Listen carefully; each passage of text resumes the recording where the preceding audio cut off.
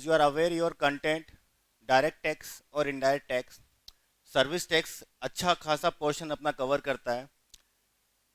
Last time तो मुझे ऐसा लग रहा है कि 25 से 33 नंबर के जो मार्क्स थे वो सिर्फ सर्विस टैक्स प्लस सेनवेट को मिला करके आए थे। सो अमेंडमेंट्स होते तो पूरे लॉ में हैं, लेकिन चूंकि आपके कवरेज में सेंट्रल एक्साइज और कस्टम का बहुत बेसिक हिस्सा आता है, that is the fundamental fundamental part में अमेंडमेंट्स यूजुअली कम होते हैं। उसमें क्या चेंज होगा, दैट्स अ बेसिस। तो बच जाता है कौन सा हिस्सा, आपका सर्विस टैक्स और सैनवेट, जो आपको थोड़ा सा लिटिल बिट ज़्यादा दिया गया है। तो हमारे अमेंडमेंट्स का फोकस भी वहीं रहता है। Then the next thing comes in the income tax. तो इनकम टैक्स अच्छा पोर्शन कवर करता है आपके कंटेंट में, वहाँ पे भी कुछ अमेंडमेंट्स है। सो आप लोगों को कुछ शीट्स डिस्ट्रीब्यूट कर दी, आप लोगों को कुछ शीट प्रोवाइड कराई जा रही है। उसके अंदर में डायरेक्ट टैक्स और इनडायरेक्ट टैक्स दो अलग अलग शीट्स हैं, और सारे चैप्टर वाइज जैसे आपके कंटेंट बनते हैं आपके मॉड्यूल्स में, उसी तरीके से बनाने की कोशिश की गई है। It's very easy, only topic covering the amendments, only amendments.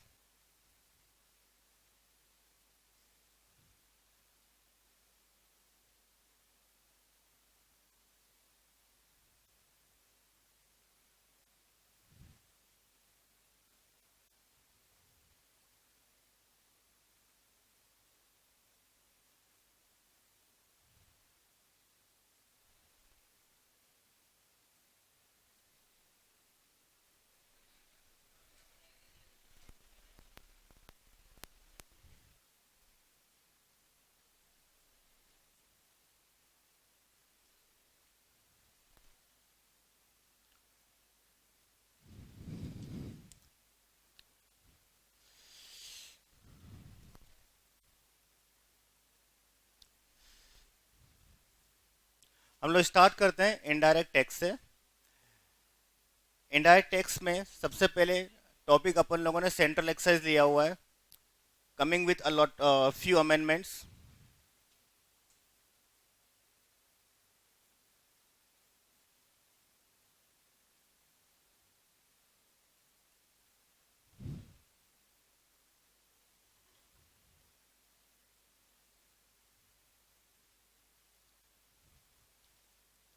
आपके सेंट्रल एक्साइज में एक चैप्टर आता है स्मॉल स्केल इंडस्ट्रीज।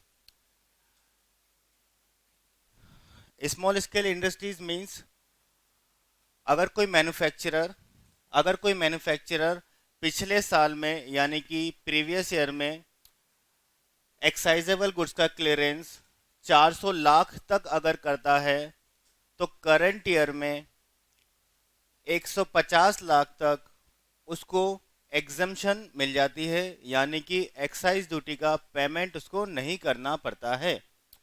ऐसा प्रोविजन है आपके notification number 8/2003।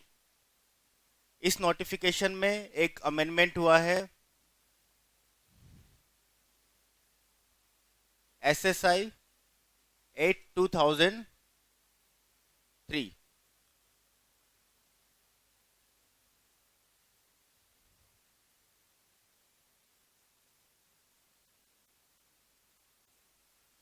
limit of rupees 400 lakh.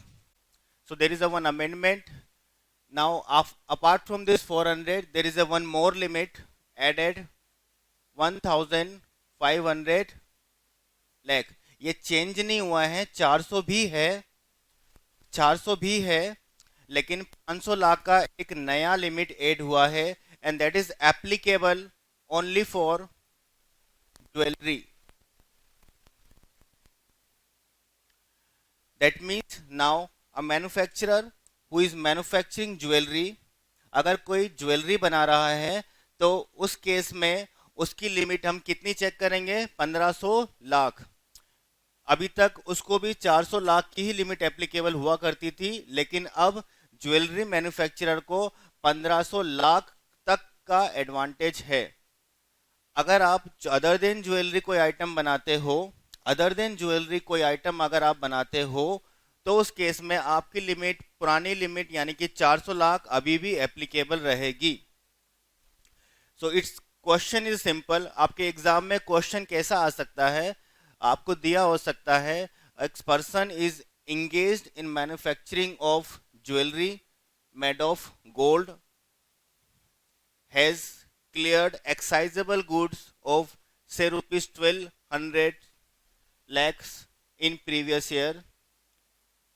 you are required to you are required to calculate the excise duty for the current year. आपको ऐसा डेटा दिया जा सकता है, से for example a bit example, जैसे कि साल 2015-16 यहाँ पे अगर 1200 लाख का क्लियरेंस किया एक्साइजेबल गुड्स का, किसने, ज्वेलरी मैन्युफैक्चरर ने, तो आपको डेटा दिया गया है यहाँ पे 2016-17 करंट ईयर अपना वाला। यहाँ पे आपको लिखा है कि इसने 800 लाख का ज्वेलरी क्लियरेंस किया, this is current year, right. तो आपको अगर ये प्रोविजन आता है, अगर इससे आज इस बार अमेंडमेंट के बाद अगर अपन इसको चेक करें तो क्या ये ज्वेलर स्मॉल स्केल इंडस्ट्रीज है या नहीं, क्या ये ज्वेलर स्मॉल स्केल इंडस्ट्रीज है या नहीं है। तो अगर इस साल यानी कि करंट ईयर में यानी कि 16-17 में एक्साइज ड्यूटी की हम बात करें तो उसको एग्जम्पशन मिलना चाहिए कि नहीं मिलना चाहिए, मिलना चाहिए।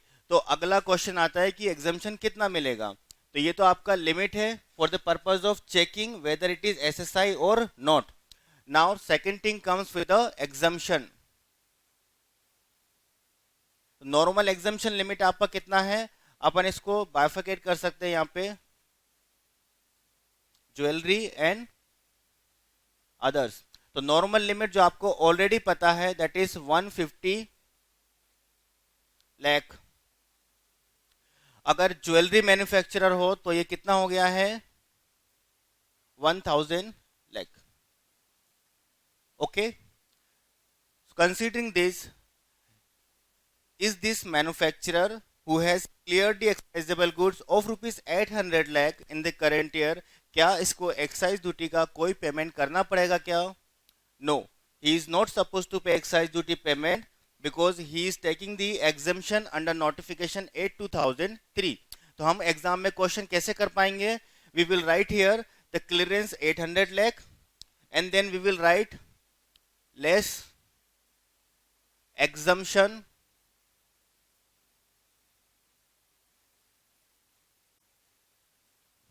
कितना एग्जम्पशन मिल जाएगा इसको, 800, 1000 तक का एग्जम्पशन है, इसने 800 ही क्लियरेंस किया है तो कितना मिल जाएगा 800, और इसको कोई एक्साइज ड्यूटी का पेमेंट करने की जरूरत नहीं है, राइट। लेकिन अगर मैं इसको चेंज कर दूं, अगर मैं इसको कहूं कि इसने इस साल 1800 लाख का क्लियरेंस किया है तो क्या चेंज होगा हमारे आंसर में। मैं फिर पूछता हूं, is he liable for the exemption, the answer is yes. How much exemption he will claim, 1000, so 800 is the dutiable amount on which he has to pay the excise duty. Now you can calculate the duty, that is not a big deal। 12.5% का rate, अगर कुछ नहीं दिया है exam में आपको तो 12.5% is excise duty का रेट, वो आप कैलकुलेट कर सकते हो।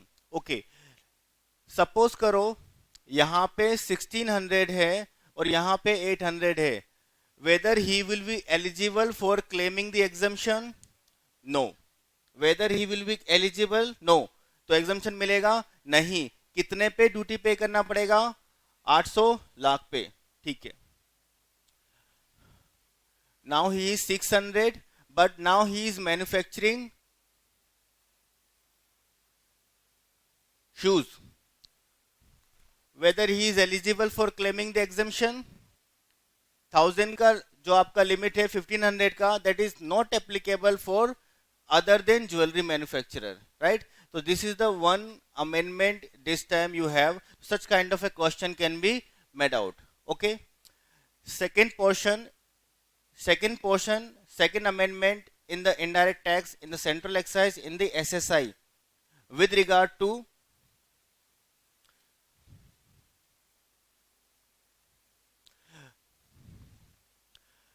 Now there is a question कि ये 400 लाख और 1500 लाख में क्या क्या शामिल होता है, मतलब 400 लाख जब हम देखेंगे एक्साइजेबल गुड्स का क्लियरेंस तो उसमें क्या क्या शामिल होता है। तो if you go through your 8 2003 notification, तो आपको पता है कि सारा होम कंजम्पशन के लिए जो आपने क्लियरेंस किया है, यानी कि मैं अगर एक्साइजेबल गुड्स बनाता हूं और उसको क्लियरेंस करता हूं यानी बेचता हूं या अदरवाइज डिस्पोज ऑफ करता हूं, तो कहाँ करूंगा, या तो इंडिया में, भारत के अंदर, या भारत के बाहर, जिसको हम लोग एक्सपोर्ट के नाम से भी जानते हैं। तो अगर आप भारत में करते हो that is known as a domestic clearance, और उसको इस नोटिफिकेशन में होम कंजम्पशन के नाम से जाना जाता है। सो प्रोविजन ये है कि 400 लाख या 1500 लाख जिसकी भी हम बात कर रहे हैं, ये क्लियरेंस कौन सा वाला हमको लेना पड़ता है, होम क्लियरेंस। मतलब इसमें क्या नहीं आता, एक्सपोर्ट इसमें नहीं आता। मतलब अगर किसी मैन्युफैक्चरर ने कोई गुड्स बनाया और जितना बनाया पूरा उठा के एक्सपोर्ट ही कर दिया, से फॉर एग्जांपल अगर मैंने कोई गुड्स बनाया और उसको इस तरह से डिस्पोज ऑफ किया, this is export and this is domestic clearance. ठीक है, this is export, this is domestic clearance. अगर मैंने यहाँ पे 100 का क्लियरेंस किया और यहाँ पे मैंने 300 का क्लियरेंस किया, तो मेरा टोटल क्लियरेंस कितना है, 400। लेकिन for the purpose of this notification when we will be counting this 400 और दिस 1500, हम इसको काउंट नहीं करते। क्यों? क्योंकि ये एक्सपोर्ट है और हमको क्या चाहिए, सिर्फ होम क्लियरेंस। तो for me only this is the clearance useful, this 400 I need to take, इसको मुझे नहीं लेना है। अब इसके अंदर में जब नोटिफिकेशन हम पढ़ते हैं तो एक और पॉइंट था कि जब आप एक्सपोर्ट करते हो तो एक्सपोर्ट के अंदर में नेपाल और भूटान और दिस इज अदर्स, यानी आप एक्सपोर्ट किस किस को कर सकते हो, आप other than India, outside India कहीं भी माल भेजो एक्सपोर्ट है। पर फिर भी मैं कैटेगराइज कर रहा हूँ नेपाल अलग और भूटान अलग। क्यों कैटेगराइज कर रहा हूँ, क्योंकि इस नोटिफिकेशन में नेपाल और भूटान को अगर आपने माल बेचा तो ये एक्सपोर्ट नहीं माना जाता था, इसको हम क्या मानते थे, होम क्लियरेंस। और इसका इम्पैक्ट क्या आता था कि यहाँ पे अगर आपने कोई माल बेचा, से फॉर एग्जांपल ये 100 में से मान लो मैंने 90 यहाँ दिया और 100 यहाँ दिया। अभी थोड़ी देर पहले आप लोगों ने कहा था सर ये 100 रुपये नहीं लेना है, आई एग्रीड। बट अब अगर मैं कहूं कि 100 का ब्रेकअप कैसे है, 90 भूटान और नेपाल और 100 कहाँ पे है, अदर देन दिस कंट्री, तो फिर इम्पैक्ट क्या आएगा, फिर मेरा clearance for the purpose of this notification क्या हो जाता है, this 300 plus this 90 that is 390। ये हम लोग करते हैं और करते ही हैं। लेकिन अब इस साल से एक चेंज आया है और नेपाल, यानी कि ये नेपाल भी हमारा शिफ्ट हो गया कहाँ पे, अदर्स में। यानी नेपाल में अगर हम लोगों ने क्लियरेंस किया that is not counted as a home clearance, उसको हम एक्सपोर्ट मानेंगे, मतलब उसको हमारे क्लियरेंस की वैल्यू में ऐड नहीं करेंगे।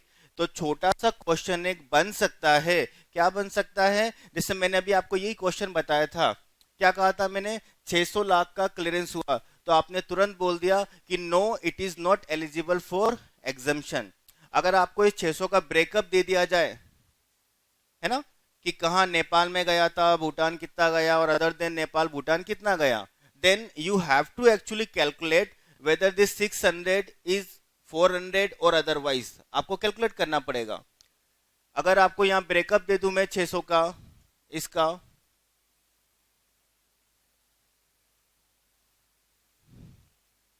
ये एमपी में सेल हुआ, ये यूएसए में सेल हुआ, ये नेपाल में सेल हुआ, राइट।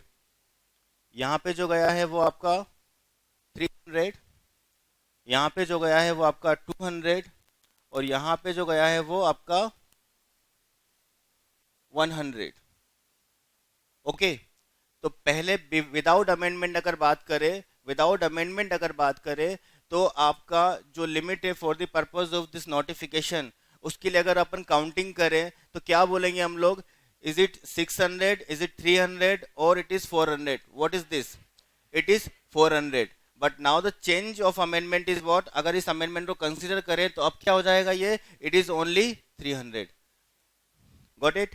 तो ये एक छोटा सा अमेंडमेंट यहाँ पे है जो शायद हमको इस तरह का कोई क्वेश्चन बना के दे सकता है, राइट।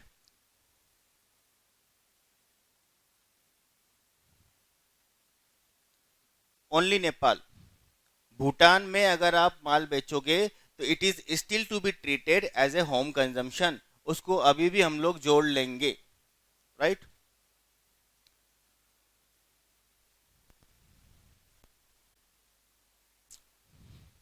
हटा सकते हैं इसको।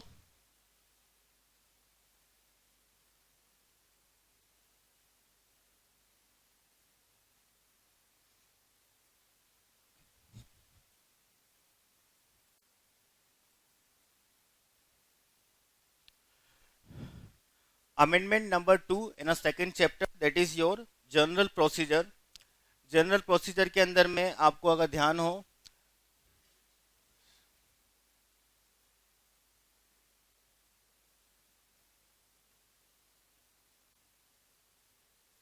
Delay in excise duty payment. अगर हम लोग एक्साइज ड्यूटी का पेमेंट करने में डिले करते हैं, क्या आप लोगों को ड्यू डेट पता है एक्साइज की पेमेंट करने की? Do we no?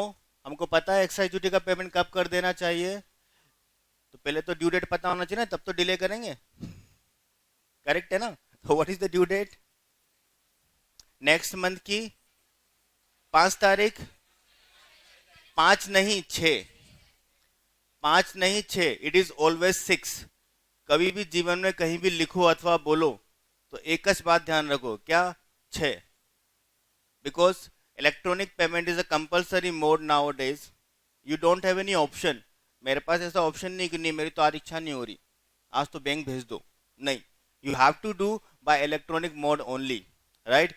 5 तारीख का क्वेश्चन सिर्फ इसलिए दिया गया है कि कुछ एक्सेप्शनल केसेस हो सकते हैं, जेन्युइन हार्डशिप हो सकती है।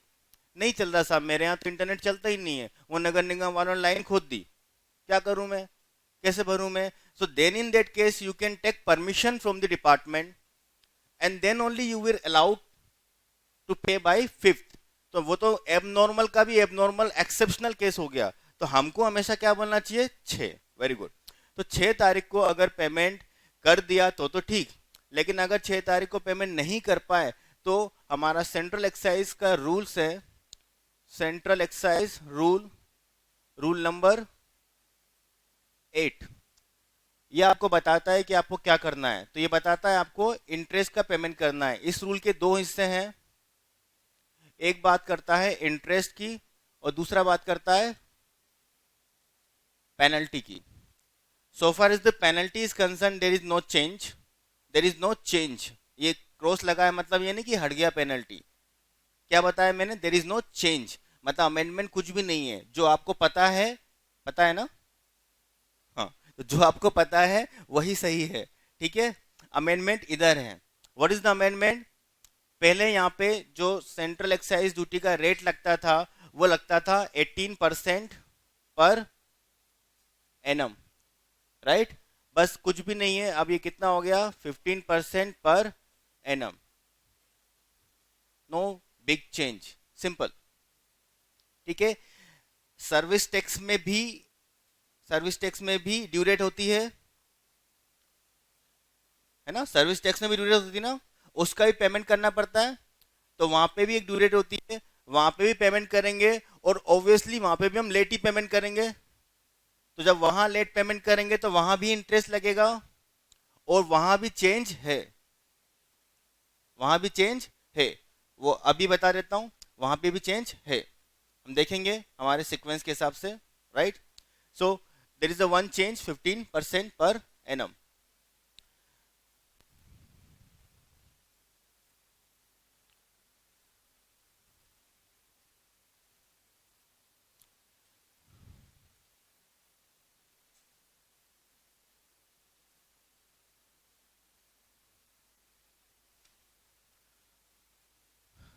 Now the next thing is return filing.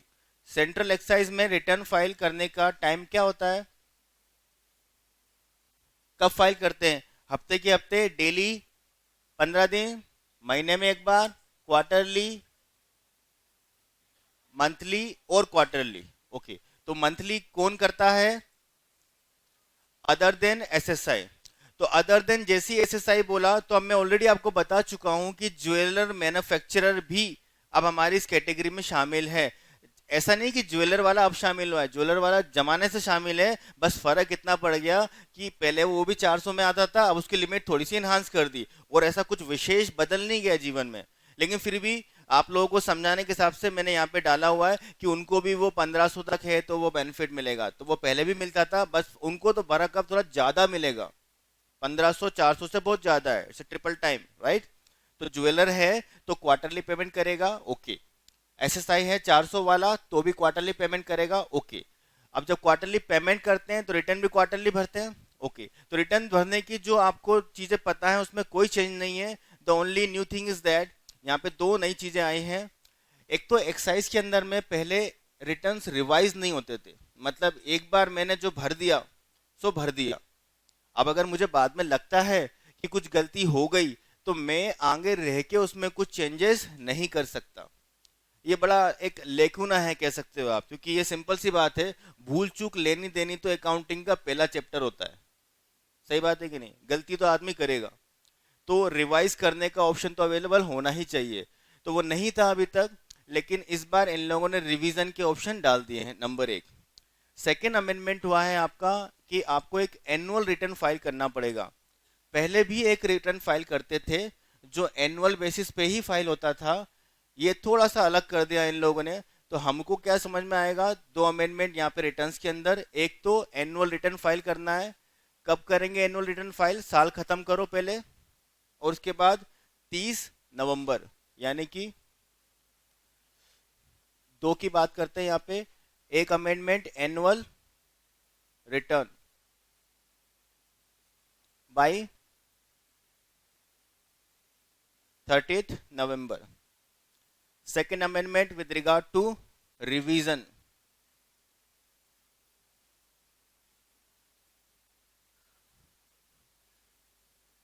Return revise कर सकते हैं।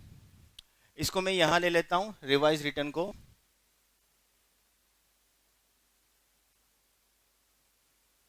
अब जब रिटर्न रिवाइज करेंगे तो दो तरह के रिटर्न होते हैं, एक तो रेगुलर रिटर्न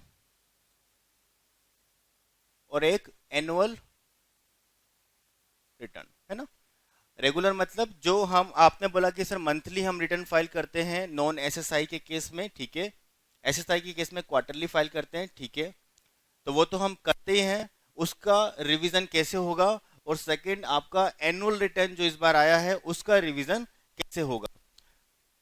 पहले तो एक चीज याद रखो, रिवीजन करने के लिए एक्साइज में एक कंडीशन है। अगर आपको रिवाइज करना है रिटर्न तो सबसे पहली कंडीशन है प्रेसिडेंट फॉर द रिवीजन, कि आपका एक्चुअल जो ओरिजिनल रिटर्न है ना, अगर रिवीजन कर रहे हो मतलब ओरिजिनल होगा ना, श्योर? कि बिना ओरिजिनल के भी रिवाइज कर सकते हैं?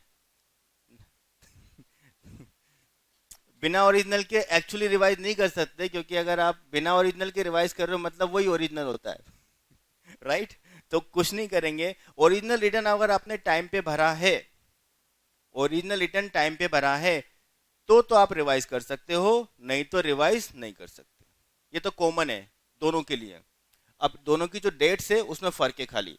तो पहले कॉमन पॉइंट क्या बताया, ओरिजिनल रिटर्न पहले टाइम पे भरा है कि नहीं ये हम चेक करेंगे।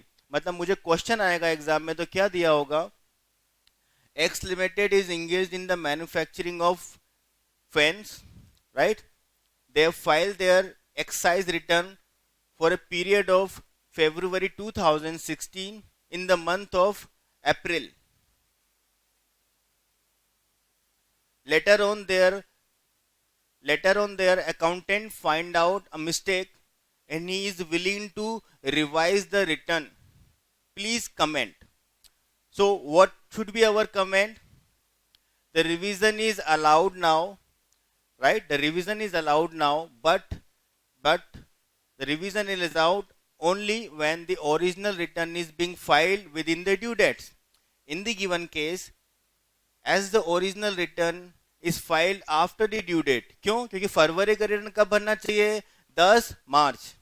हमने कब भरा? अप्रैल। मतलब हम तो ओरिजिनल रिटर्न टाइम पे नहीं भर पाए, तो what should be my answer? That in this case because the original return is not being filed within the due dates, hence the contention of manufacturer is incorrect, he cannot revise the return. Simple, right? अब अगर मान लो कि उसने 10 मार्च को भरा होता, है ना, से फॉर एग्जांपल अगर उसने कहा कि मैंने 10 मार्च को भर दिया था, तो रिवाइज कर सकता है क्या? Very good. तो अब रिवाइज कब कर सकता है? जब आंख खुलेगी, जब आंख खुलेगी जब करेगा क्या? नहीं। तो there should be some timeline, right? तो व्हाट इज दिस टाइमलाइन, उसको देखते हैं। तो अगर आपका ये रिटर्न रेगुलर है, टाइमलाइन अलग है, और अगर आपका रिटर्न एनुअल है तो टाइमलाइन अलग है। यहां पे क्या लिखा हुआ है? By the end, by the end of month in which original return filed. मतलब हमारे केस में ओरिजिनल रिटर्न कब फाइल किया उसने? 9 मार्च। तो उसका एंड कब होता है? 31 मार्च। यानी कि अगर उसको रिवाइज करना भी है तो वो कब कर सकता है? 31 मार्च तक। यानी कि 1 अप्रैल को अगर उसको नींद खुलती है तो हमको क्या बोलना पड़ेगा उसको? जान दो, तुम फिर सो जाओ, अब रिवाइज नहीं कर सकते, राइट? और अगर एनुअल रिटर्न है तो within 30 days from original return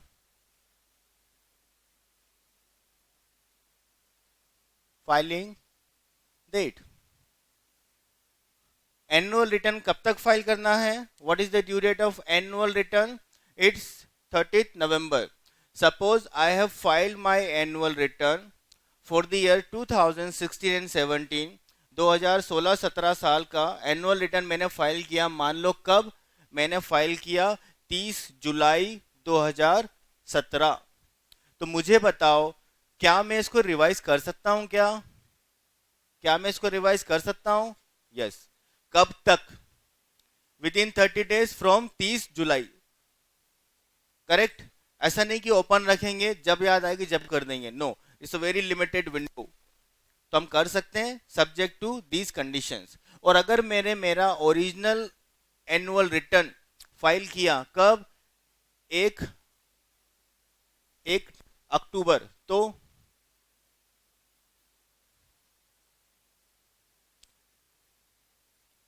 1 अक्टूबर, 1 अक्टूबर 2017। हाँ, विशेष पूछ रहा है कि साल भी तो बताओ। हाँ, तो क्वेश्चन हिडन हो सकता है। 1 अक्टूबर 2017 को कर दिया, चलो अब बताओ, रिवाइज कर सकते हैं? नहीं कर सकते। Very good. क्यों नहीं कर सकते? रीजन? अक्टूबर के बाद नवंबर आता है कि पहले? मेरे को तो ऐसा लगता है कि बाद में आता है नवंबर, बाद में ही तो आता है।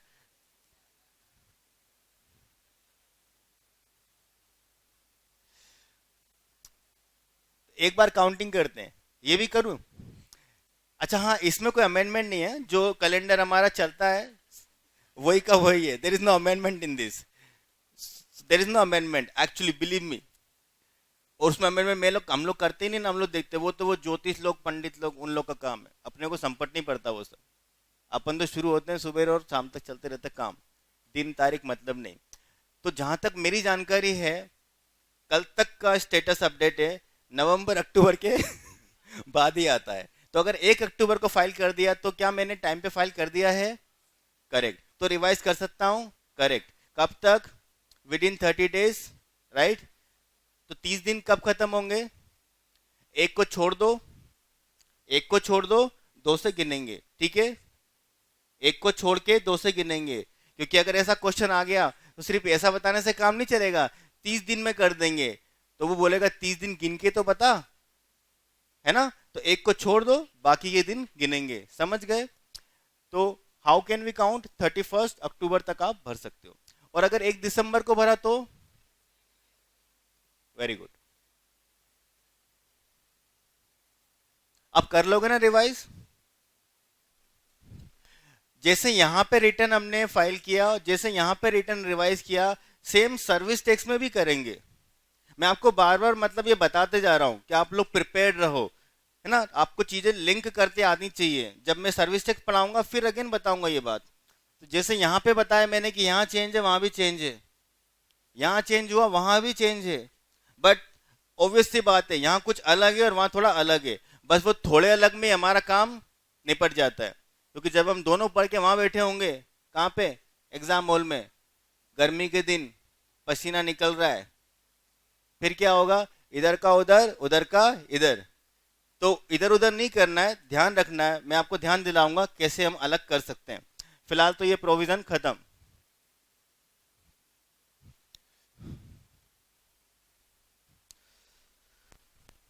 क्या क्या बातें कर ली अभी तक हम लोगों ने। Central excise what we have talk, फटाफट रिवाइज करेंगे। नंबर एक, स्मॉल स्केल इंडस्ट्रीज, 400 के साथ 500 भी आ गया। ठीक है, 500, सॉरी 1500, 1500 भी आ गया। 1500 किसके लिए एप्लीकेबल है, ज्वेलरी। ठीक है, तो अगर मैं सिल्वर बनाता हूं, सिल्वर ज्वेलरी बनाता हूं, ठीक है, तो उसमें कवर हो जाएगा क्या, उसमें कवर नहीं होगा। ऐसा मैंने नहीं बताया था पहले, अब बता रहा हूँ ना। अभी मैंने बैच खत्म थोड़ी करी है। सब कुछ एक साथ खिला दूंगा तो फिर तुम्हारा जीभ जल जाएगा ना, गरम गरम, है ना। तो सबसे पहली बात, ज्वेलर कवर है, हाँ। सिल्वर, सिल्वर यानी कि चांदी, ज्वेलर होता है, ज्वेलरी होती है कि नहीं होती है, हाँ। ये हमसे ज्यादा बाकी की जनता जानती है, right, they know very well. लेकिन यहाँ पे सिल्वर को बाहर रखा गया है, यानी सिल्वर का कोई ऑर्नामेंट बन रहा है, that is not jewellery for them. But but but but के साथ क्या, अगर उस सिल्वर ज्वेलरी में, अगर उस सिल्वर ज्वेलरी में वो स्टोन आते हैं ना, स्टोन लाल पीले नीले टाइप के, है ना, या कोई वो महंगा वाला पत्थर, हाँ, नगीने, देखो, thank you madam for helping me, ये इस मामले में हम थोड़े कमजोर पड़ जाते हैं। तो वो नगीने अगर जड़ित हैं उसमें, हीरा अगर लग गया, तो भला फिर वो सिल्वर का हो तो वो यहाँ पे कवर हो जाएगा। सही बात है, डन। आगे बढ़ते हैं। फिर हमने देखा पेनल्टी के बारे में, आई मीन सॉरी इंटरेस्ट के बारे में। स्मॉल है 15 का, सॉरी 18 का कितना हो गया, 15, वो छोड़ दो। रिवाइज रिटर्न वाला मुझे कॉलिंग आती है अंदर से कि कुछ तो क्वेश्चन आएगा, क्योंकि सर्विस टैक्स में भी चेंज हुआ है, एक्साइज में भी चेंज हुआ है। अब किधर देगा वो तो उसकी इच्छा, लेकिन कुछ तो आएगा वहां से। तो क्या दिक्कत है, क्या समझ सकते हैं हम लोग। नंबर एक, एनुअल रिटर्न फाइल करना है कब, 30 नवंबर।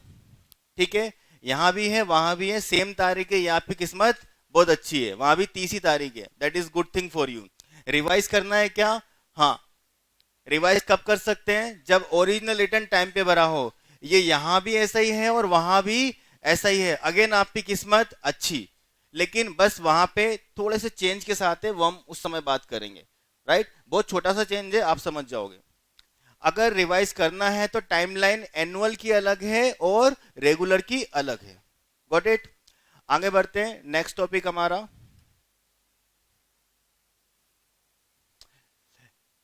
ये कस्टम के बारे में लिख के शाही खराब हो जाएगी ऐसा लगता है। अमेंडमेंट बोले तो मतलब एकदम पीनट है, छोटा सा। If you can recall the custom, बढ़ जाए आगे, कंफर्टेबल एकदम। एक्साइज से कस्टम, गर्म से ठंडा, ऐसा नहीं हो जाए, बीमार तो नहीं हो जाएंगे हम लोग, ठीक है, गुड।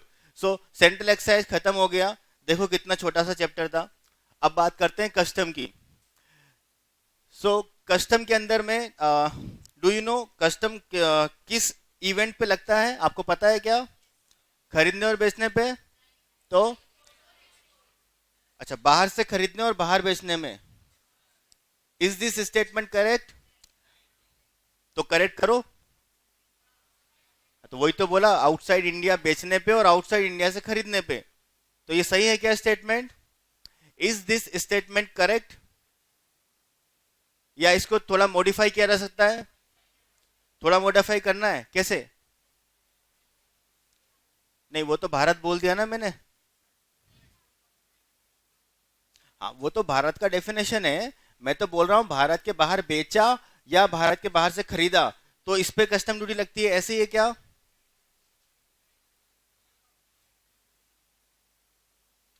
करेक्ट करो सबसे पहले एक अंडरस्टैंडिंग, उसमें अमेंडमेंट कुछ भी नहीं है, but it is a basic fundamental concept.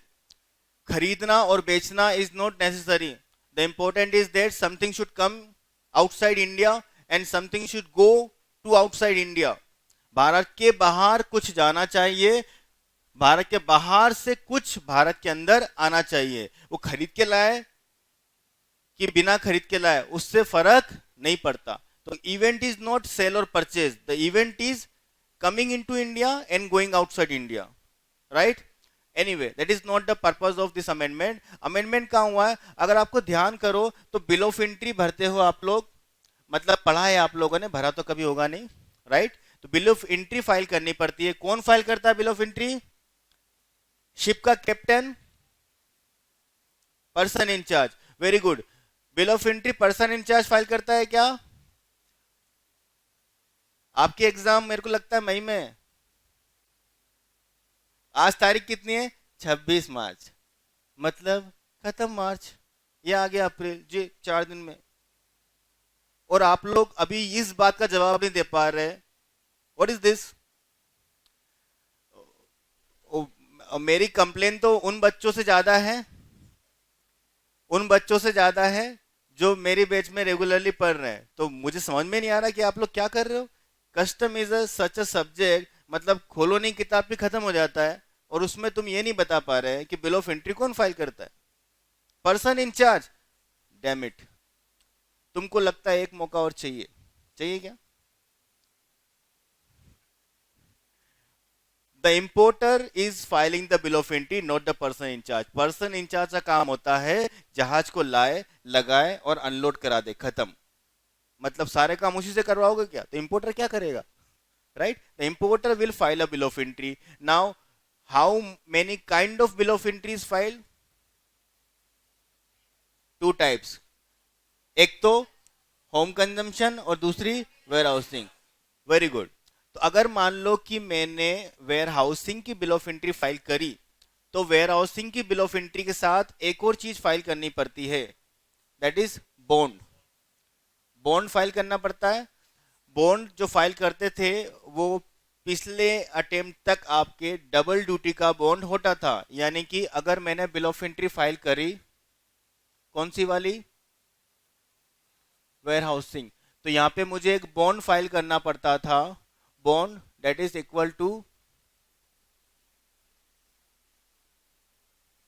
Twice the custom duty. मतलब जितना आपने इंपोर्ट किया उस पर जितनी कस्टम ड्यूटी बनती है, उस कस्टम ड्यूटी का 2 गुना आपको एक बॉन्ड फाइल करना पड़ता था। ऐसा प्रोविजन था पहले, वो अब क्या हो गया? This twice has become as thrice. मतलब अगर पहले हमारी ड्यूटी आती थी कितनी, 1 लाख, तो हम कितना बॉन्ड भरते थे? 2 लाख। अब कितना भरेंगे? 3 लाख। एकदम छोटा सा अमेंडमेंट, एकदम छोटा वाला, एक नंबर झटक लेगा कहीं पे भी अगर आ गया तो, ठीक है, सिंपल। बट अमेंडमेंट का तो पता नहीं। आपको एक चीज जरूर मैंने बता दी कि बिल ऑफ एंट्री कौन फाइल करता है। ठीक है, ऐसे चमत्कार मत दिखाओ यहाँ पे। मैं तो अमेंडमेंट की बात कर रहा हूँ, तुम लोग अभी तक जो रेगुलर है उसी से उलझ नहीं पा रहे हो। तो फिर से पूछता हूँ, जहाज से माल उतरवाने की जिम्मेदारी किसकी है? इंपोर्टर की। अच्छा, तो इंपोर्टर क्या करेगा? बिल ऑफ एंट्री फाइल करेगा, पक्का? हाँ।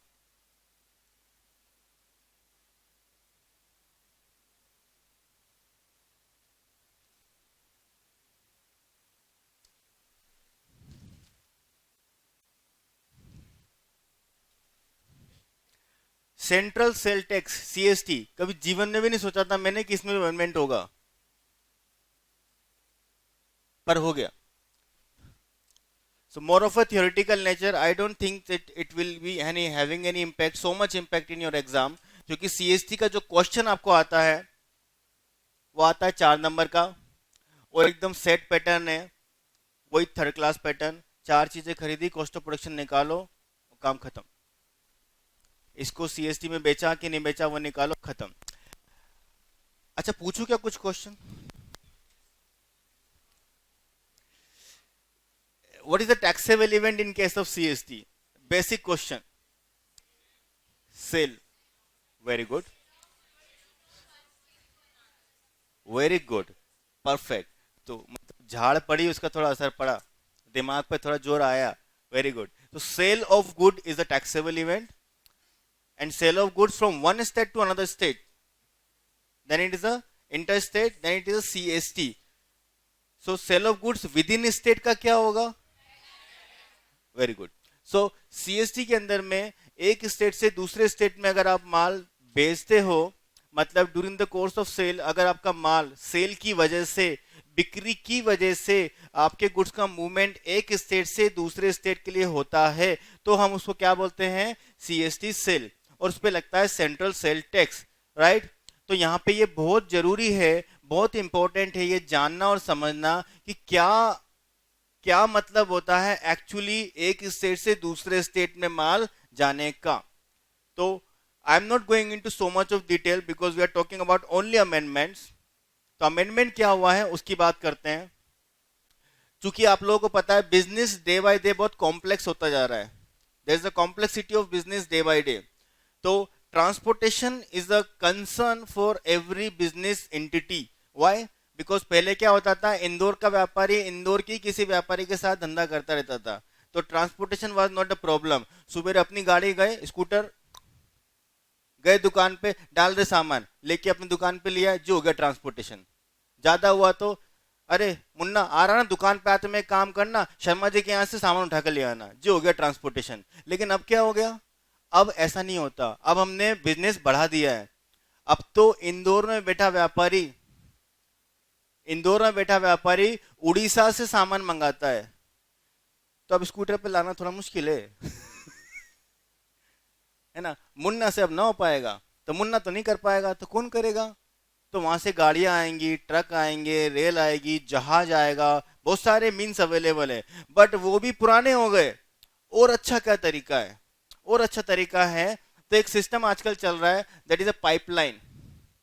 ऐसे पाइपलाइन बिछा देते हैं। अब आप सोच के दंग रह जाओगे कि उड़ीसा से इंदौर तक पाइपलाइन, हाँ बिजती है। It was there in my company, SR में हमारे पास पाइपलाइन थी, हमारी माइंस आती थी, माइंस निकलती थी, वहां से जो आयरन और निकलता था वो यहाँ से जाके यहाँ पे हम लोग उसको वाइप करते थे। तो ट्रांसपोर्टेशन का कॉस्ट बचता है, और डिपेंडेंसी में कमी आती है, टाइम बचता है, बहुत सारी चीजें यहाँ पे सेव होती है, राइट। तो इन दैट केस सपोज एक पाइपलाइन डली, आपका तो काम हो गया, उड़ीसा से इंदौर आ गई, ये आपका काम हो गया, आप तो खुश। लेकिन टैक्स वाले दुखी हैं। टैक्स वाले क्यों दुखी हैं? क्यों? इसके ऊपर हुए लिटिगेशन। लिटिगेशन क्या हुए कि साहब माल तो देखो यहाँ से यहाँ तक गया, कैसे गया यहाँ तक? By way of slurry pipeline. अब दूसरी चीज क्या होती है कि अगर पाइपलाइन में मेरे ही माल यहाँ से डलता है और मेरे ही माल निकलता है, तो फिर भी ठीक है, there is a one to one understanding कि यही गया था और यही निकल गया। अब पाइपलाइन यूज हो रही है for the purpose of multiple users. Slurry pipeline डली, मल्टीपल यूजर के लिए यूज हो रही है, मतलब यहाँ से कुछ लोग सामान डाल देते हैं, एक जगह स्टोरेज हो रहा है, फिर यहाँ से वो डिलीवर होता जा रहा है, तो पता नहीं किसका कौन सा माल किसके साथ जा रहा है। तो एक लिटिगेशन हुआ है इसके अंदर में, और लिटिगेशन में क्या हुआ कि क्या ये माल उड़ीसा से चल के इंदौर में एक स्टेट से दूसरे स्टेट में मूवमेंट हुआ कि नहीं हुआ। वैसे अगर आप नॉर्मल अंडरस्टैंडिंग के साथ सोचो तो मुझे लगता नहीं इसमें कोई डिस्प्यूट होना चाहिए। क्यों? क्योंकि उड़ीसा से गया और यहाँ पे निकल गया, that mean there is a movement of from one state to another state. But still they have made an explanation in section 3। एक एक्सप्लेनेशन ऐड कर दिया। क्या ऐड कर दिया है? By way of a pipeline, if you are if you are moving your good from one state to another state, then it will be treated as a movement of goods from one state to another state for the purpose of central sales tax. That's all. ठीक है। तो वैसे मुझे लगता नहीं है exam में इससे रिलेटेड कोई क्वेश्चन आपको शायद पूछा जाए, क्योंकि सीएसटी के जो क्वेश्चन आपको आते हैं it's very simple kind of calculative questions. But ठीक है, मान लो उसी क्वेश्चन में उन लोगों ने अगर कोई छोटा सा पॉइंट डाल दिया और आपसे पूछ लिया इस तरह से, तो then it's amendment, you can understand. तो क्रक्स क्या है इस अमेंडमेंट का? पाइपलाइन के थ्रू भी अगर एक स्टेट से दूसरे स्टेट में जा रहा है, then it is treated as a interstate movement.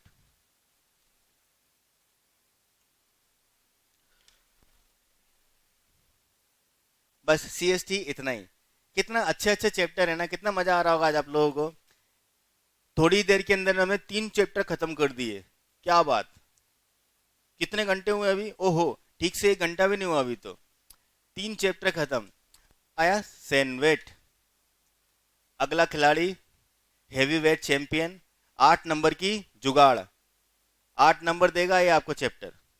ठीक है, तो 8 नंबर में से अगर मुझे पूछना है, मतलब मुझे अगर पेपर बनाना हो, तो डेफिनेटली कम से कम 2 से 3 या 4 नंबर में अमेंडमेंट में से पूछ सकता हूं आराम से। फिर मेरे पास 4 नंबर दूसरे क्वेश्चन पूछने के लिए बच जाते हैं।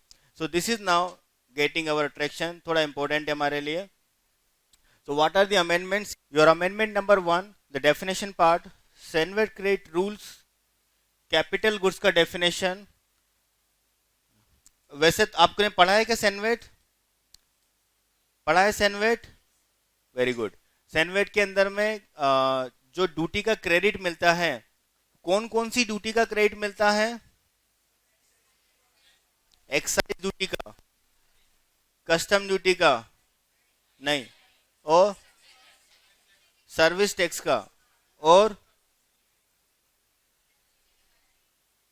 सीवीडी 3.5 का मिलता है। ओके, और सीवीडी 3.1 का, 1 हमेशा मिलता है, 3.5 का कब नहीं मिलता? ओके, जब सर्विस प्रोवाइडर हो तो उसको 3.5 का क्रेडिट नहीं मिलता, 3.1 का सबको मिलता है। कैपिटल गुड्स हो तो 50% मिलता है। सभी लोग को 50 मिलेगा क्या? एसएसआई को 100 मिलेगा। Very good. मतलब अगर वो ज्वेलर मैन्युफैक्चरर है अदर देन सिल्वर, राइट, अगर ज्वेलर मैन्युफैक्चरर है अदर देन सिल्वर और उसका पिछले साल का क्लियरेंस कितना है? 1500 है, चलो डिसाइड करो कि क्या वो एसएसआई है कि नहीं।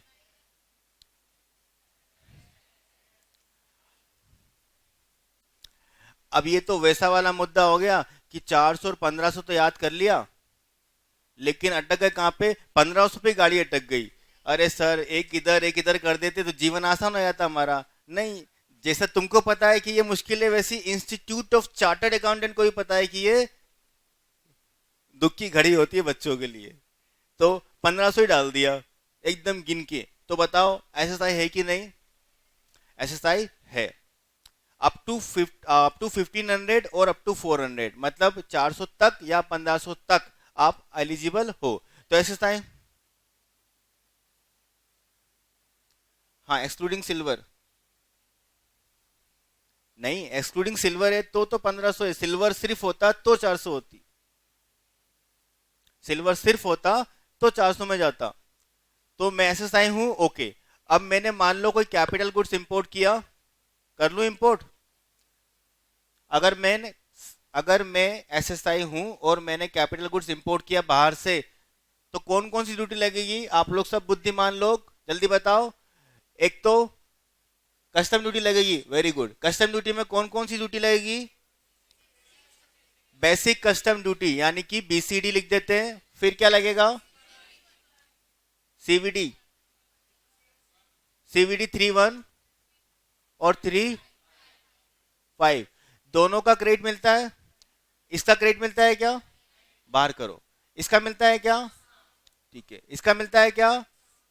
हाँ, क्योंकि मैं कौन हूं? मैन्युफैक्चरर, तो मिलेगा। अगर सर्विस प्रोवाइडर हो तो 3.5 का नहीं मिलता। Very good. अब मेरा क्वेश्चन कुछ और है। मेरा क्वेश्चन ये है कि मैंने इंपोर्ट किया कैपिटल गुड्स, मैं कौन हूं? एसएसआई।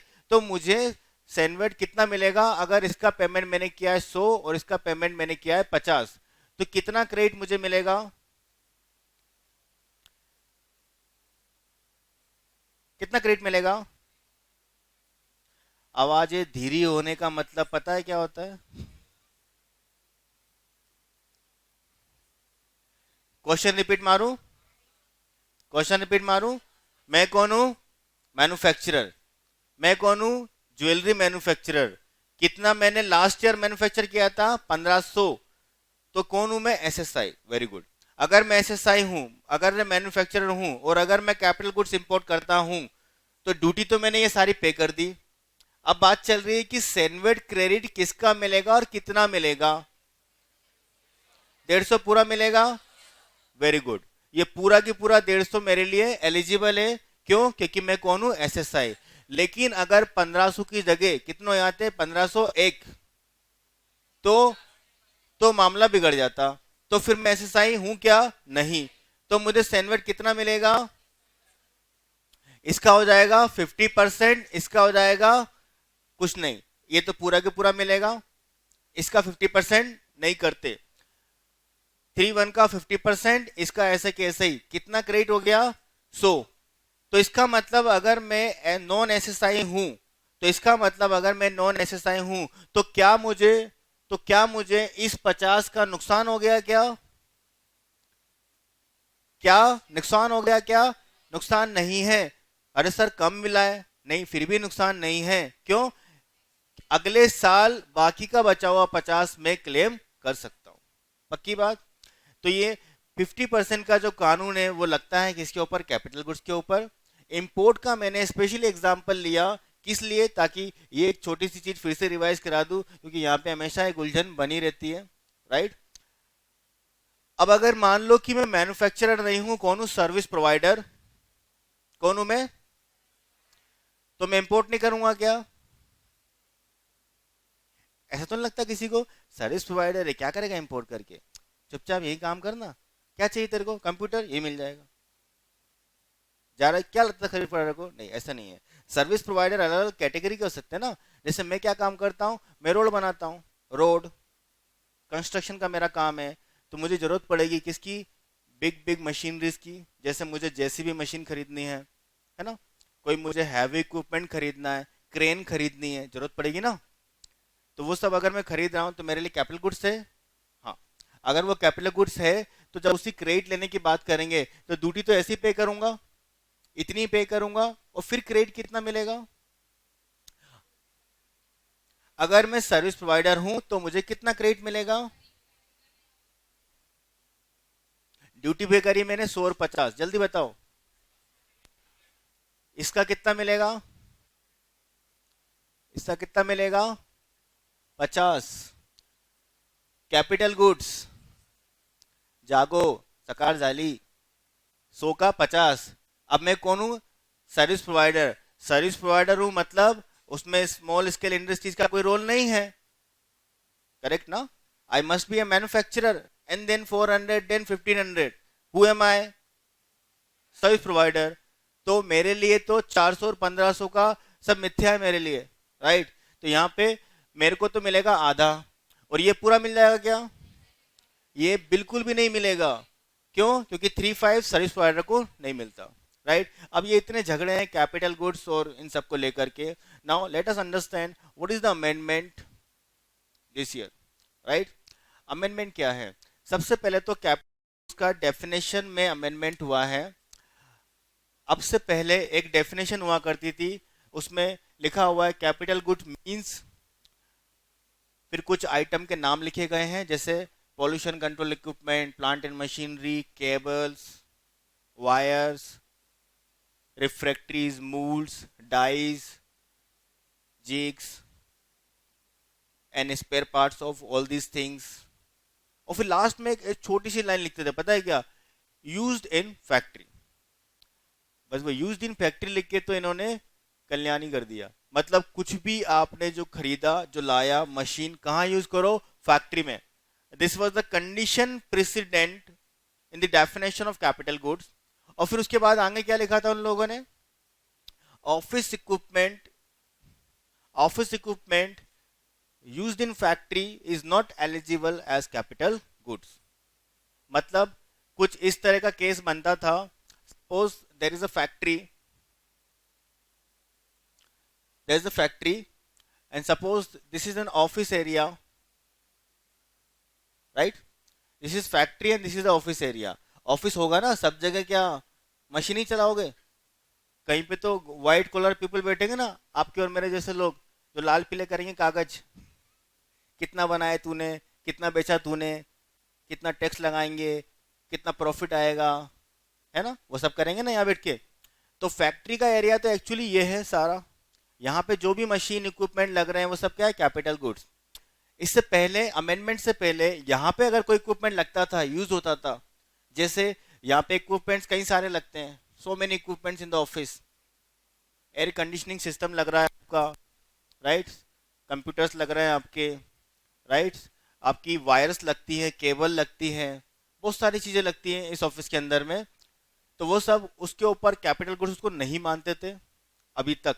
लेकिन इस बार जो अमेंडमेंट हुआ उसने वो छोटी सी जो लाइन लिखी हुई थी कि office equipment will not be treated as a capital goods, वो हटा दी गई है। तो अब इस अमेंडमेंट का इम्पैक्ट क्या आएगा कि ऑफिस इक्विपमेंट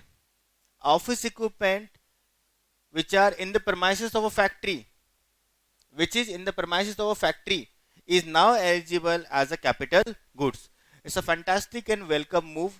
आपको अगर पता हो थोड़ा बहुत, आप किताब कॉपी से थोड़ा बहुत बाहर अगर निकलते हो, तो हमारे देश में जो माहौल इस समय चल रहा है, that is the ease of business, right, to promote the business, to make it easy, friendly environment, not complex, उसको करने में लगी हुई है हमारी सरकार। तो ये उसी का एक नमूना है यहाँ पे कि इतना चिंदी चोरी मत करो। फैक्ट्री मतलब कम से कम फैक्ट्री तो रहने दो। अब फैक्ट्री के अंदर, ऑफिस के अंदर ये करोगे तो ऐसा नहीं मिलेगा, बाहर करोगे तो मिल जाएगा ना। It is all very litigative issue, right. फिर होता क्या था, आदमी सामान यहाँ के लिए खरीदता था, दिखाता था कि यहाँ यूज कर रहा है, होता ये था प्रैक्टिकली, राइट। हम खरीदते यहाँ के लिए थे, अब कौन देखने आता है, खरीदते यहाँ के लिए थे, दिखाते थे कि यहाँ यूज हो रहा है। सो होता था ऐसा। तो अब झंझट ही खत्म हो गया। तो अब आज की तारीख में इस पूरी प्रीमाइसेस के अंदर, इसको हम फैक्ट्री बोल रहे हैं, अगर ऑफिस भी है और कोई ऑफिस इक्विपमेंट यूज होगा तो वो क्या कहलाएगा, कैपिटल गुड्स। बट इसका ये मतलब नहीं है कि ऑफिस इक्विपमेंट सारे कैपिटल गुड्स हो गए। अब ऑफिस तो मेरा फैक्ट्री के बाहर भी होगा ना। I have a corporate office in Mumbai, this is my factory, this is my corporate office, it's simple office, it is not a factory. Factory क्यों नहीं है, क्योंकि यहाँ पे कोई मैन्युफैक्चरिंग प्रोसेस नहीं होती, तो ये फैक्ट्री नहीं है। चूंकि ये फैक्ट्री नहीं है, अगर यहाँ ऑफिस इक्विपमेंट नहीं लगेंगे, क्या क्या वायर यहाँ नहीं लगेगी, क्या एसी यहाँ नहीं लगेगा, लगेगा, लेकिन वो कैपिटल गुड्स नहीं है। और वो अगर यहाँ लगा दोगे तो कैपिटल गुड्स है। तो this is an amendment here, पहले ऐसा नहीं होता था। दूसरा एक और अमेंडमेंट है यहाँ पे, जीवन में तकलीफ बहुत है, बेचारे एक्साइज वाले बड़े परेशान। Now this is the factory, factory के अंदर यूज करना है, मैंने अभी बताया the capital goods whatever you are talking should be used in factory, right. तो मान लो कि यह फैक्ट्री है, यहाँ पे मेरा पंप हाउस है, पंप हाउस समझते हो सही में समझते हो क्या, केएफसी बस, यस सर, कौन सा सर पूछने वाले हैं? समझते हो पंप हाउस, नहीं समझते।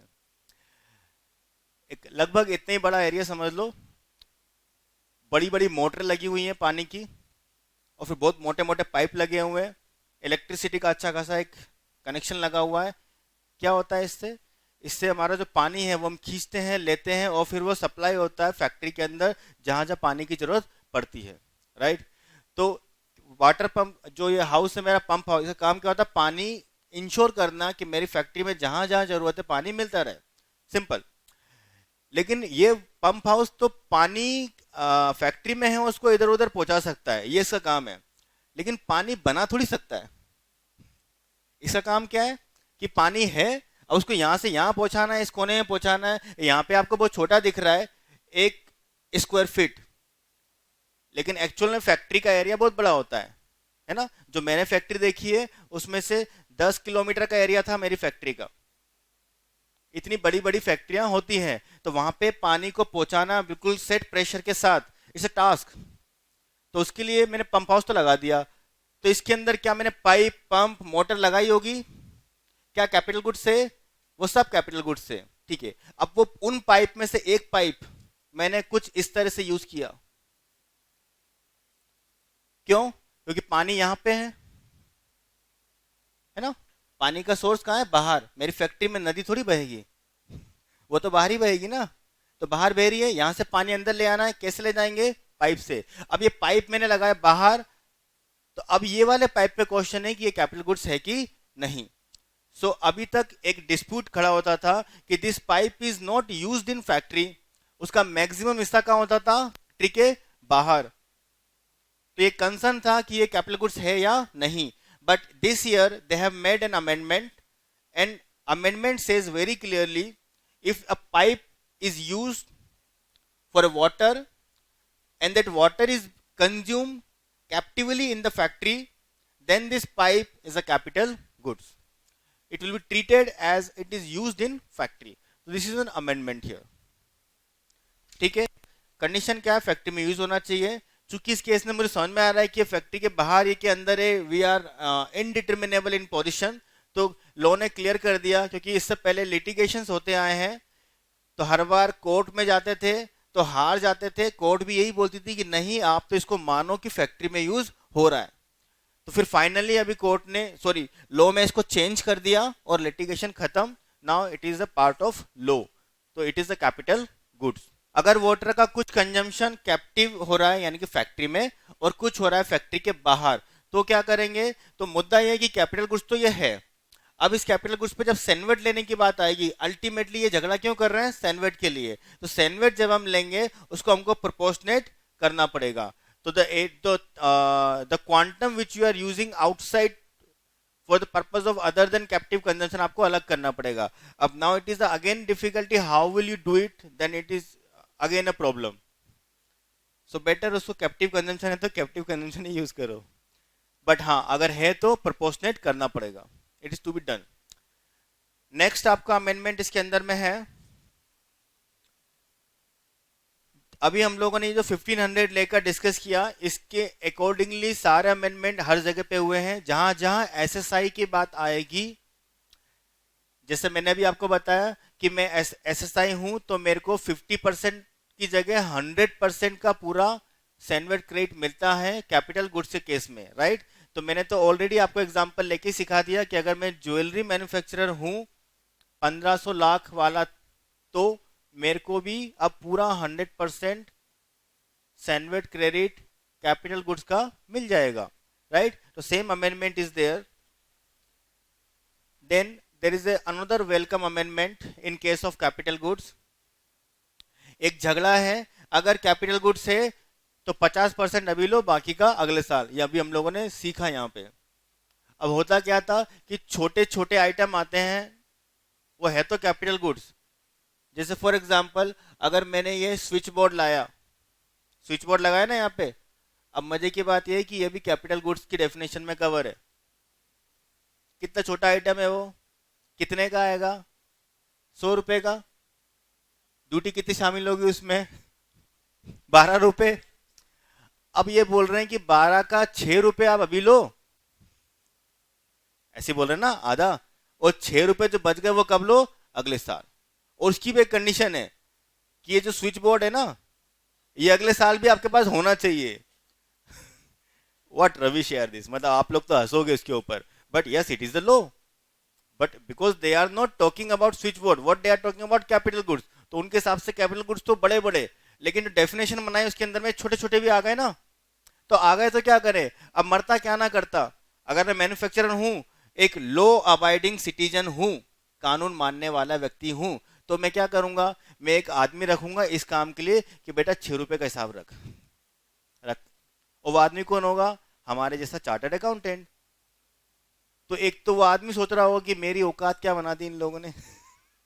है ना. एक तो वो मैन्युफैक्चरर सोचेगा कि 6 रुपए के हिसाब को रखने के लिए 10 लाख 15 लाख रुपए खर्च कर रहा हूं. So ultimately it's again a problem. तो ठीक है, ये कुछ पुराने कानून हैं, पुराने पाप हैं जो अब धीरे धीरे चेंज हो रहे हैं. तो इस बार गवर्नमेंट ने एक चेंज किया. क्या चेंज किया, अगर आपने कोई भी गुड्स लाया आपके फैक्ट्री में जो कैपिटल गुड्स है, नंबर 1 तो कैपिटल गुड्स होना चाहिए, और वो कैपिटल गुड्स की वैल्यू अगर 10,000 रुपए तक है पर आइटम पर पीस, या जिस भी क्वांटिटी मेजरमेंट में वो आता है 10,000 रुपए तक है. क्या चीज, गुड्स की वैल्यू. ड्यूटी की बात नहीं कर रहा हूं, किसकी बात कर रहा हूं, गुड्स की वैल्यू 10,000 तक है, तो उसको क्या मान लेंगे, इनपुट. सिंपल, झगड़ा खत्म. तो अब अगर ये स्विच बोर्ड की बात करूं वापस से, चूंकि ये 100 रुपए का यानी कि 10,000 से कम है, तो अब ये क्या हो जाएगा मेरे लिए, इनपुट. तो अब मैं क्या करूंगा, 12 रुपए की क्रेडिट तुरंत ले लूंगा. ये हो गया मेरा काम आसान. ठीक है. तो this is again a welcome move. 10,000 तक अगर कोई भी कैपिटल गुड्स है तो हम उसको क्या मान लेंगे, इनपुट।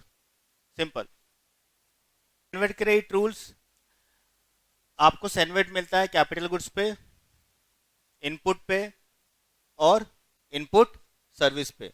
कैपिटल गुड्स से रिलेटेड कुछ अमेंडमेंट्स थे जो हमने देख लिए। क्या क्या अमेंडमेंट्स थे, एक तो डेफिनेशन में चेंज किया कि अगर ऑफिस इक्विपमेंट है, ऑफिस में यूज मतलब फैक्ट्री में यूज हो रहा है, चलेगा, फाइन। देन हमने देखा 10,000 तक है तो भी इनपुट मान लेंगे। फिर हमने पंप का देखा एक अमेंडमेंट, राइट। उसके बाद कर रहे हैं इनपुट सर्विस की। अगर इनपुट सर्विस की बात करें, वहां पे एक डेफिनेशन अगेन आपके पास में है, आप लोगों ने पढ़ी होगी, ऐसा मेरा एजम्पशन है। अगर उस डेफिनेशन को पढ़ा हो तो उसमें 3 पार्ट है। एक तो बात करता है इनपुट का मतलब ये, फिर बोलता है कि 18 सर्विस उसमें मानेंगे शामिल है, और फिर बोलता है कि इनपुट में कुछ सर्विस को शामिल नहीं करेंगे। मतलब 3 हिस्से। एक तो क्या बोलता है कि ये इनपुट सर्विस, दूसरा क्या बोलता है कि 18 सर्विस हमेशा इनपुट सर्विस है, और फिर थर्ड पोर्शन क्या बोलता है कि इनको इनपुट सर्विस नहीं मानेंगे। तो इसमें से जो बीच वाला पार्ट है यानी कि 18 सर्विसेज, उसके अंदर में एक सर्विस आती है that is sales promotion. This is part of the 18 inclusive service. उसके अंदर में एक यहां पे एक्सप्लेनेशन ऐड किया है। And what is that explanation, that if you are giving sales commission, if you are giving commission on sale of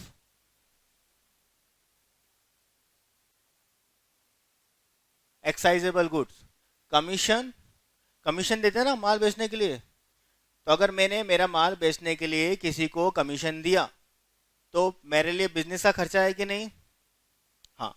अब जिसको कमीशन दिया वो सर्विस टैक्स चार्ज करता है मुझसे, क्योंकि वो सर्विस दे रहा है मुझे। तो ये कमीशन का जो खर्चा मेरे लिए है, क्या ये मेरे लिए इनपुट सर्विस है या नहीं, ये चेक करने के लिए अगर हम जाते हैं तो अभी एक लिटिगेशन चलता आ रहा है पिछले कुछ समय से, अलग अलग हाईकोर्ट की अलग अलग राय थी इसके ऊपर। क्योंकि वो कमीशन जो है, अगर आपको मेन पार्ट डेफिनेशन का याद हो, मैं अगर आपको थोड़ा सा बताऊं, तो इनपुट सर्विस कब मानते हैं हम लोग, या तो वो सर्विस मैन्युफैक्चरिंग में यूज हो रही हो, या फिर गुड्स को up to the place of removal तक ले जाने के लिए यूज होती हो। यानी इनपुट सर्विस मैंने ली किस लिए, लेबर की मैंने सर्विस ली जो मेरी फैक्ट्री में माल बनाते हैं, तो वो service is used for the purpose of manufacturing. दूसरी सर्विस मैंने ली कौन सी, जो बन गया उसको पैक करवाता हूं मैं, पैकिंग करवाता हूं, राइट। तो वो पैकिंग की सर्विस भी मेरे लिए क्या हो जाएगी, इनपुट सर्विस। फिर मैंने क्या किया, मेरा गुड्स को अनलोड, लोड, माल यहां से उठाया, लोडिंग करवाया क्रेन से दूसरी जगह रखवाया, तो वो क्रेन वाला भी मुझे सर्विस दे रहा है, that is also input service. Why, manufacturing से रिलेशन नहीं है, लेकिन it is up to the place of removal, तो ये भी मेरे लिए इनपुट सर्विस है। लेकिन थिंक अबाउट इट नाउ, मैंने एक सर्विस ली कौन सी, माल बेचने की। तो माल बेचने की जो सर्विस मैंने ली उसमें मैंने कमीशन दिया आपको। Now whether it is having any connection with the manufacturing, actually no.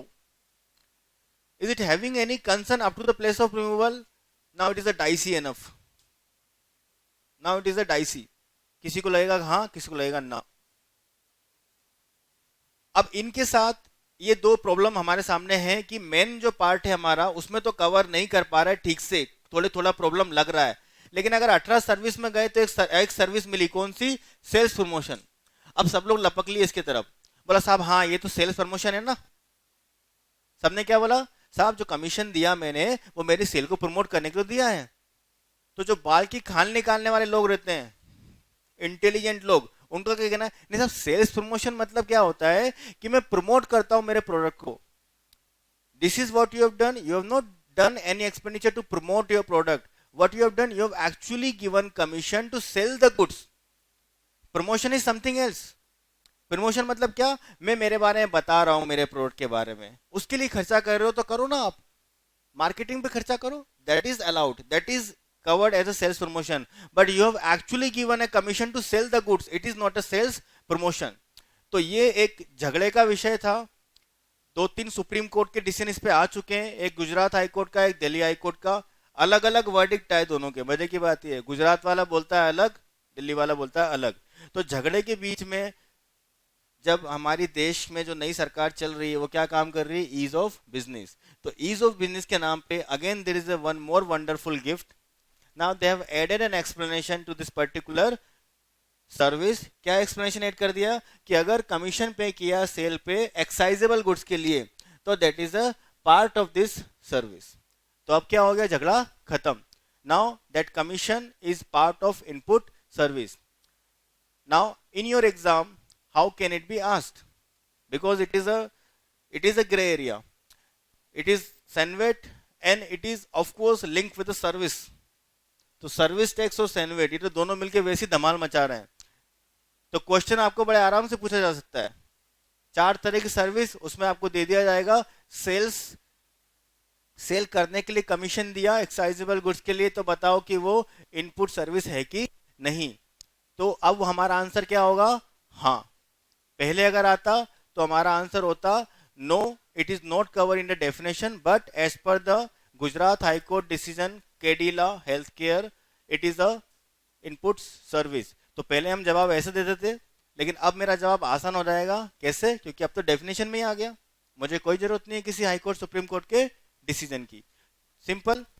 लेकिन अगर ऐसा आया जैसे I have sold the goods which are excisable, उस पर कमीशन दिया, इनपुट सर्विस है, वेरी गुड। बट क्या हमेशा एक्साइजेबल गुड्स ही बिकेगा मेरी फैक्ट्री से, नॉट नेसेसरी। क्या बिकेगा, नॉन एक्साइजेबल गुड्स भी बिकेगा। तो अगर नॉन एक्साइजेबल गुड्स बेचा तो क्या वो बिना कमीशन के बिक जाएगा, क्या नहीं, कमीशन उस पर भी लग सकता है।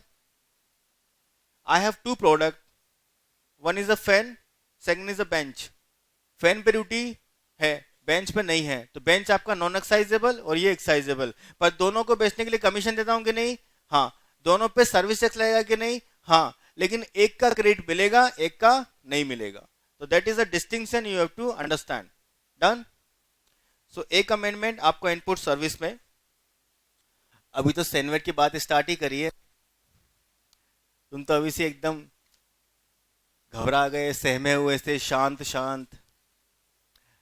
थोड़ा थोड़ा तो इंटरेक्टिव बनाओ। ऐसा लग रहा है जैसे कि मैं दिए जा रहा हूं बस, और तुम लोग बैठे हो यहाँ किसी मजबूरी में कि मई आ गया है तो बैठना तो पड़ेगा ही।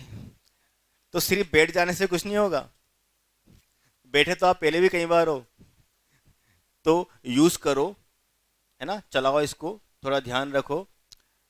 मुझे एक चीज बताओ, एक्साइज ड्यूटी का सेनवेट क्रेडिट मिलता है जब हम इनपुट पे उसको पे करते हैं, क्या ये स्टेटमेंट करेक्ट है? सब लोग बड़े ध्यान से सुन रहे थे, खूब मुस्कुरा भी रहे थे। जैसे मैंने ये क्वेश्चन पूछ लिया, और तेरी सब पहले पता नहीं था आप क्वेश्चन पूछने वाले थे, तो हम और ध्यान से सुनते।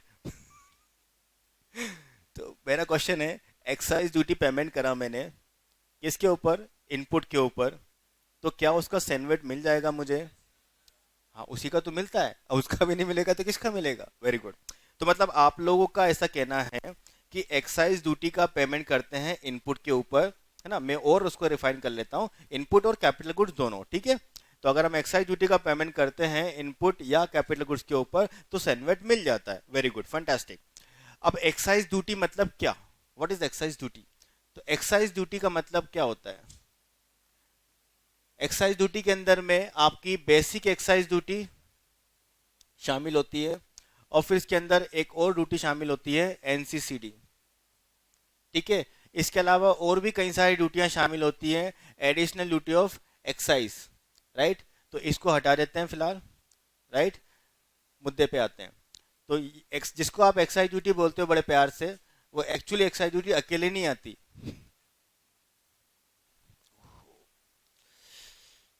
पंखा बड़ा ज्यादा तेज चल रहा है।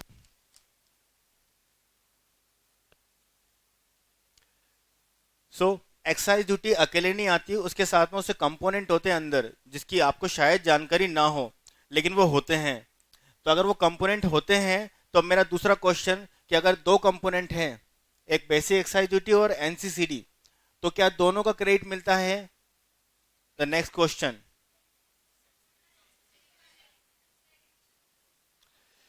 नाउ बिल्कुल सही बात है, इन दोनों का क्रेडिट मिल जाता है, द आंसर इज करेक्ट, दोनों का क्रेडिट अवेलेबल है। लेकिन यहाँ पे एक अमेंडमेंट है, अमेंडमेंट है कि इसका क्रेडिट जो है किसका,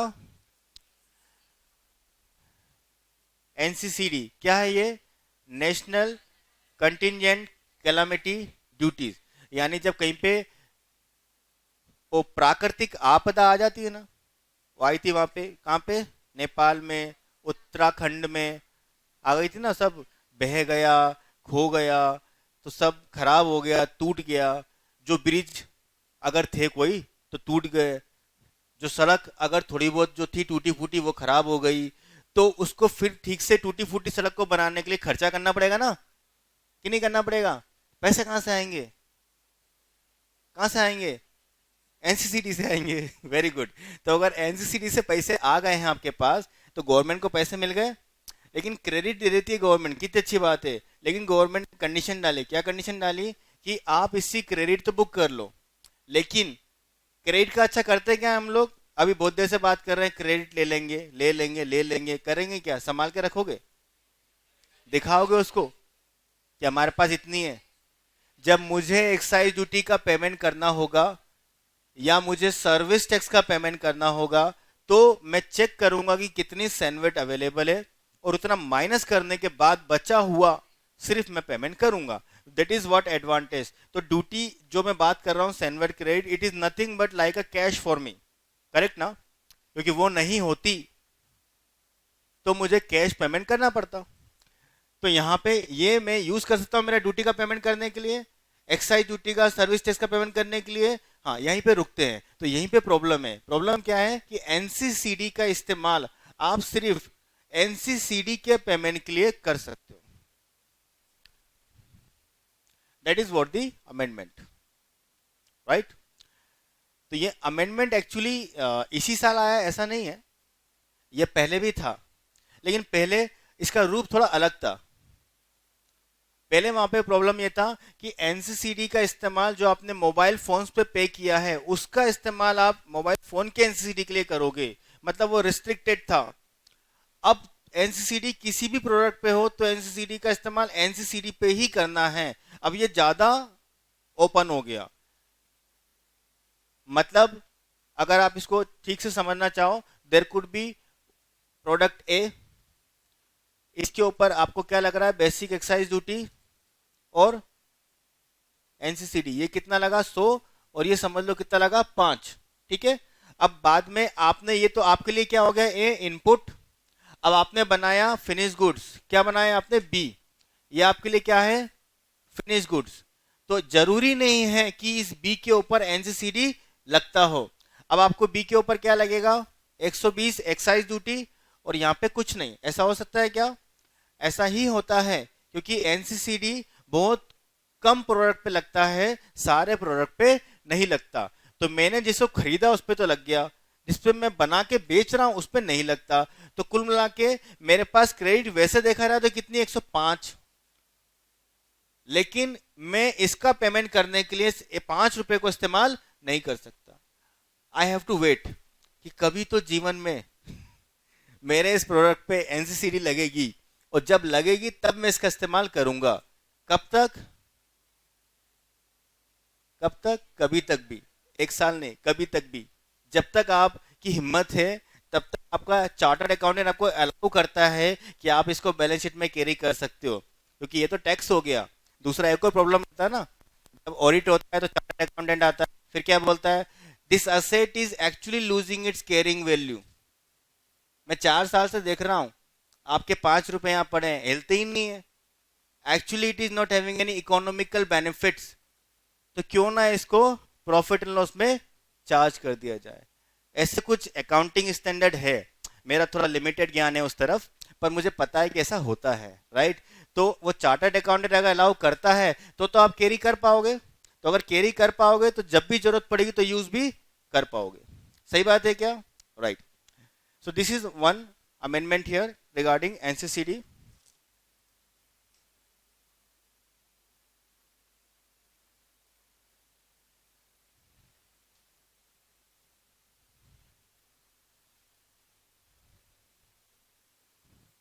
हमने एक अमेंडमेंट देखा एक्साइज ड्यूटी में एनसीसीडी का। अब हम दूसरा अमेंडमेंट देखेंगे इनपुट सर्विस में। तो how can we forget input service? इसमें कंपोनेंट क्या होते हैं और दूसरा कौन होता है? नहीं, लाइन से चलो ना यार। एसबीसी और फिर ठीक है, कृषि का कल्याण करने में जो शेष लग रहा है वो। ठीक है, तो सर्विस टैक्स कितना रेट है सर्विस टैक्स का? इसका कितना रेट है? 0.5%। इसका कितना है? 0.5% किस पे लगता है?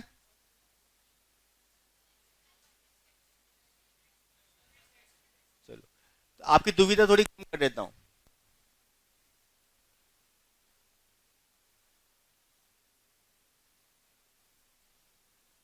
कितना आएगा ये सर्विस टैक्स? कितना? 14,000? 1400? ठीक है। अब यहाँ पे आएगा आपका स्वच्छ भारत शेष, बताओ कितना आएगा? हाँ वो तो पता है 0.5%। मैंने पूछा कितना वैल्यू आएगा। किस पे लगेगा 0.5%? इस पे कि इस पे? इस पे लगेगा। ये बहक रहा है थोड़ा। अरे हिल हैंग हो गया क्या? इस पे नहीं लगता। किस पे लगता है? इस पे। वो पुराना सेज था। कौन सा? वो सिखाने पढ़ाने के लिए लगता था। कौन सा? Education says. पढ़ो लिखो साक्षर बनो, उसके लिए एक सेज लगा देते। तो वो किस पे लगा देते? वो इस पे लगा देते। बट नाउ दिस स्वच्छ भारत सेज एंड कृषि कल्याण सेज, दोनों वाले सेज जो बड़े बड़े काम है देश में, जरूरी भी हैं, वो किस पे लगते हैं? इसके ऊपर। अच्छा कराना मैंने बता के। हाँ तो मैं तो सारे काम ही अच्छे करता हूँ। कितना आएगा यहाँ पे? 50। और ये भी आएगा 50। ठीक है, तो correct it if you are not knowing it. This cess is levied on the value of service, not on the value of tax. Number 1। अब ये अमेंडमेंट नहीं है लेकिन ना, ये बचपन से ऐसी है, जब से आया है तब से ऐसी है। और बचपन बोले तो चलो बचपन पे आ ही गए हैं, तो इनकी डेट ऑफ बर्थ बताओ।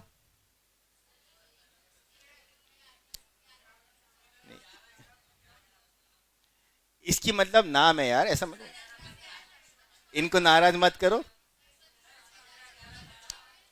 यहां पे मैं लिख दूं, क्या लिखूं यहाँ पे? 14 फरवरी। 14 फरवरी, तो आपको तो वही याद रहती होगी है ना। ये तो मिथ्या है, इनको कौन याद रखेगा? बर्बाद जी। क्या आएगा यहाँ पे? 14 नवंबर। ओह, 14 नवंबर। 14 नवंबर को भी क्या होता है? Children day. अब तुम चिल्ड्रन तो रहे नहीं।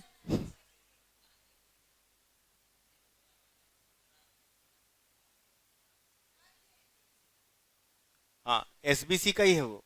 अच्छा सॉरी सॉरी सॉरी सॉरी।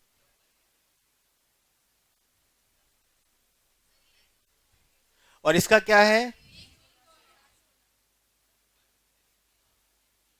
ठीक है, और ये अमेंडमेंट नहीं है ना, अभी तक अमेंडमेंट तो बताया ही नहीं है मैंने। मैं तो अभी तक आपको वो बता रहा हूँ जो है जमाने से, बचपन से इनके है ना, जब से ये आए हैं ऐसे ही हैं। तो ये तो कब से आया? 15 नवंबर, 11 दिन नहीं हुए अभी ना, छोटा है एकदम। और ये भी एकदम छोटा, ये बड़ा भाई ये छोटा भाई, राइट। तो 15 नवंबर क्यों बता रहा हूँ बार बार मैं इसको? क्योंकि पिछले अटेम्प्ट में मैंने एक क्वेश्चन देखा था, और नालायकों ने, आईसीआई वालों ने, बच्चों के साथ ऐसा नहीं करना चाहिए ऐसा मेरे को लगता है, लेकिन उन्होंने किया। उन्होंने एक क्वेश्चन ऐसा डाल दिया जिसमें डेट में इधर उधर मामला उलझ रहा था। अब बच्चा जो अच्छे से पढ़ के गया होगा उसने अच्छे से ही किया होगा। जो अच्छे से नहीं पढ़ के गया होगा उसने भी अच्छे से ही किया होगा उसके हिसाब से, तो उसका तो बेस्ट था वो। बाद में आके बोला भी होगा यार कुछ भी कर लो इंस्टीट्यूट नंबर ही नहीं देती, राइट। तो क्यों देगी नंबर? सोचने की बात है। 15 नवंबर कट ऑफ डेट है 2015, और ये जून 2016, इस दिन से ये एप्लीकेबल हुए हैं। मतलब अगर आपको क्वेश्चन आ जाए, जैसे मैं देता हूं क्वेश्चन, आपको मैंने क्वेश्चन दिया कि दिसंबर 2015 में आपको सर्विस दी, तो मुझे बताओ कि सर्विस टैक्स कितना आएगा 10,000 पे। ये लगेगा क्या? ये तो लगेगा ना। ये लगेगा क्या? ये लगेगा क्या? नहीं लगेगा। Very good. और अगर मैंने कहा कि जनवरी 2016 में, तो ओके, जुलाई 2016 में, तो दोनों आ जाएंगे। Very good. तो याद रखना पड़ेगा थोड़ा सा हमको। मेरे ख्याल से एक अटेम्प्ट तक और तकलीफ दे सकता है ये वाले, उसके बाद फिर ये आम हो जाएगा, क्योंकि 2-2 साल पुराने क्वेश्चन तो ये लोग नहीं पूछते नॉर्मली, मतलब इतनी इतनी तो इन लोग ध्यान रखते हैं बच्चों का, क्योंकि और पीछे चले गए तो तकलीफ है। फिर ये 14 की जगह 12 होता है है ना, फिर तो बहुत तकलीफ है जीवन में। तो उतना पीछे नहीं जाएंगे, लेकिन हाँ अभी लगता है कि ये पूछ सकते हैं, ठीक है, इसलिए इसको याद कराया। अब मैं बताना चाहता हूँ आपको एक अमेंडमेंट, और अमेंडमेंट ये है कि जैसे मैंने यहाँ बोला था कि एक्साइज ड्यूटी में बेसिक एक्साइज ड्यूटी और एनसीसीडी होता है, फिर मैंने कहा दोनों का क्रेडिट मिलता है, फिर मैंने कहा कि एक का इस्तेमाल एक के लिए पेमेंट करने के लिए ही हो सकता है। तो ऐसा भी यहाँ पे भी हो सकता है ना, यहाँ पे भी 3 कंपोनेंट है, 3 कंपोनेंट है कि नहीं। तो अगर इसकी बात करें तो it is available without any question. Number 1 credit ले सकते हैं, हाँ। कौन लेगा? मैन्युफैक्चरर की सर्विस प्रोवाइडर, दोनों लेंगे। सर दोनों यूज करेंगे, दोनों यूज करेंगे। कहाँ कहाँ यूज करें? कहीं भी यूज करो, कहीं भी मतलब एक्साइज ड्यूटी और सर्विस टैक्स का पेमेंट के लिए, ठीक है। इनकम टैक्स का पेमेंट करने के लिए यूज नहीं करना। डन। इसका क्रेडिट मिलेगा क्या? सिरे से खारिज, कभी भी नहीं मिलेगा, किसी को भी नहीं मिलेगा। अब मिलेगा नहीं तो यूज करने की तो बात ही नहीं करनी अपने को। Very good. इसका क्रेडिट मिलेगा क्या? अब इसके साथ थोड़ी तकलीफ। केकेसी, अगर आप हो कौन? अगर आप हो मैन्युफैक्चरर तो आपको क्रेडिट इसका नहीं मिलेगा, नंबर 1। और अगर आप हो सर्विस प्रोवाइडर तो क्रेडिट मिलेगा क्या? हाँ। पर यूज कहां करोगे? सबसे पहली बात, सर्विस प्रोवाइडर हो तो क्रेडिट मिलेगा क्या? हाँ मिलेगा, पूरा, बिल्कुल कोई डाउट नहीं, पूरा का पूरा जैसा है वैसे के वैसे मिल जाएगा। परंतु उसका इस्तेमाल जब मिलेगा तो फिर इस्तेमाल। दूसरा क्वेश्चन, पहली बात मिलने पे, और मिल गया तो यूज कहां करना है? तो मिलेगा तो हाँ, यूज कहां करोगे? वहीं यूज करो, यानी केकेसी के पेमेंट के लिए ही इस्तेमाल करना पड़ेगा। Got it? This is an amendment here, right. तो स्वच्छ भारत से मिलेगा ही नहीं, स्वच्छ भारत से मिलेगा ही नहीं, और कृषि कल्याण से मिलेगा लेकिन रेस्ट्रिक्टेड।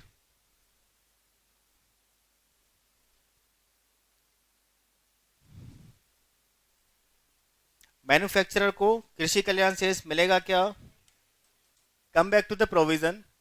अभी सेनवेट खत्म नहीं हो पा रहा है। There is a one more problem input service के अंदर में। There is a one service,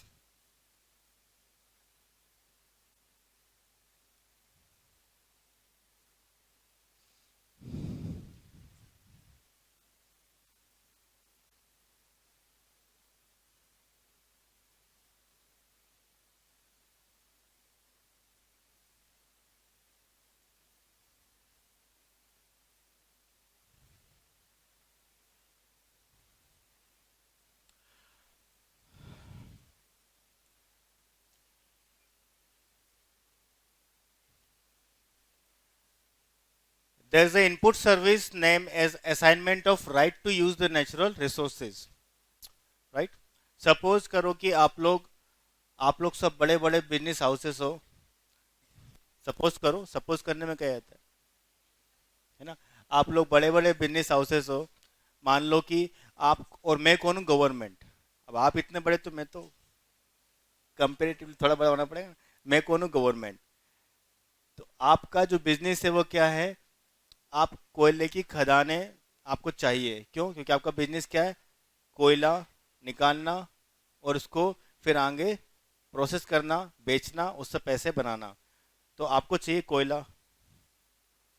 मेरे पास में है खदानें, मतलब because I am a government, तो नेचुरल जितनी भी चीज़ें हैं, जमीन, जंगल, सब किसके? मेरे। तो मैं आपको एक अधिकार देता हूँ, एक राइट्स देता हूँ कि आप खनन करो, राइट। तो वो राइट जो मैं आपको दूंगा है, that is the right to use the natural resources, number 1, right. तो ये अधिकार जब मैं आपको दूंगा तो उसके बदले में आप मुझे कुछ पैसे दोगे, कुछ मतलब बहुत कुछ दोगे, अच्छे पैसे दोगे। सपोज आप मुझे 20 करोड़ रुपए दे रहे हो ना, फीलिंग आएगी थोड़ी अच्छी ना, है ना। नहीं, वाईटी वाला।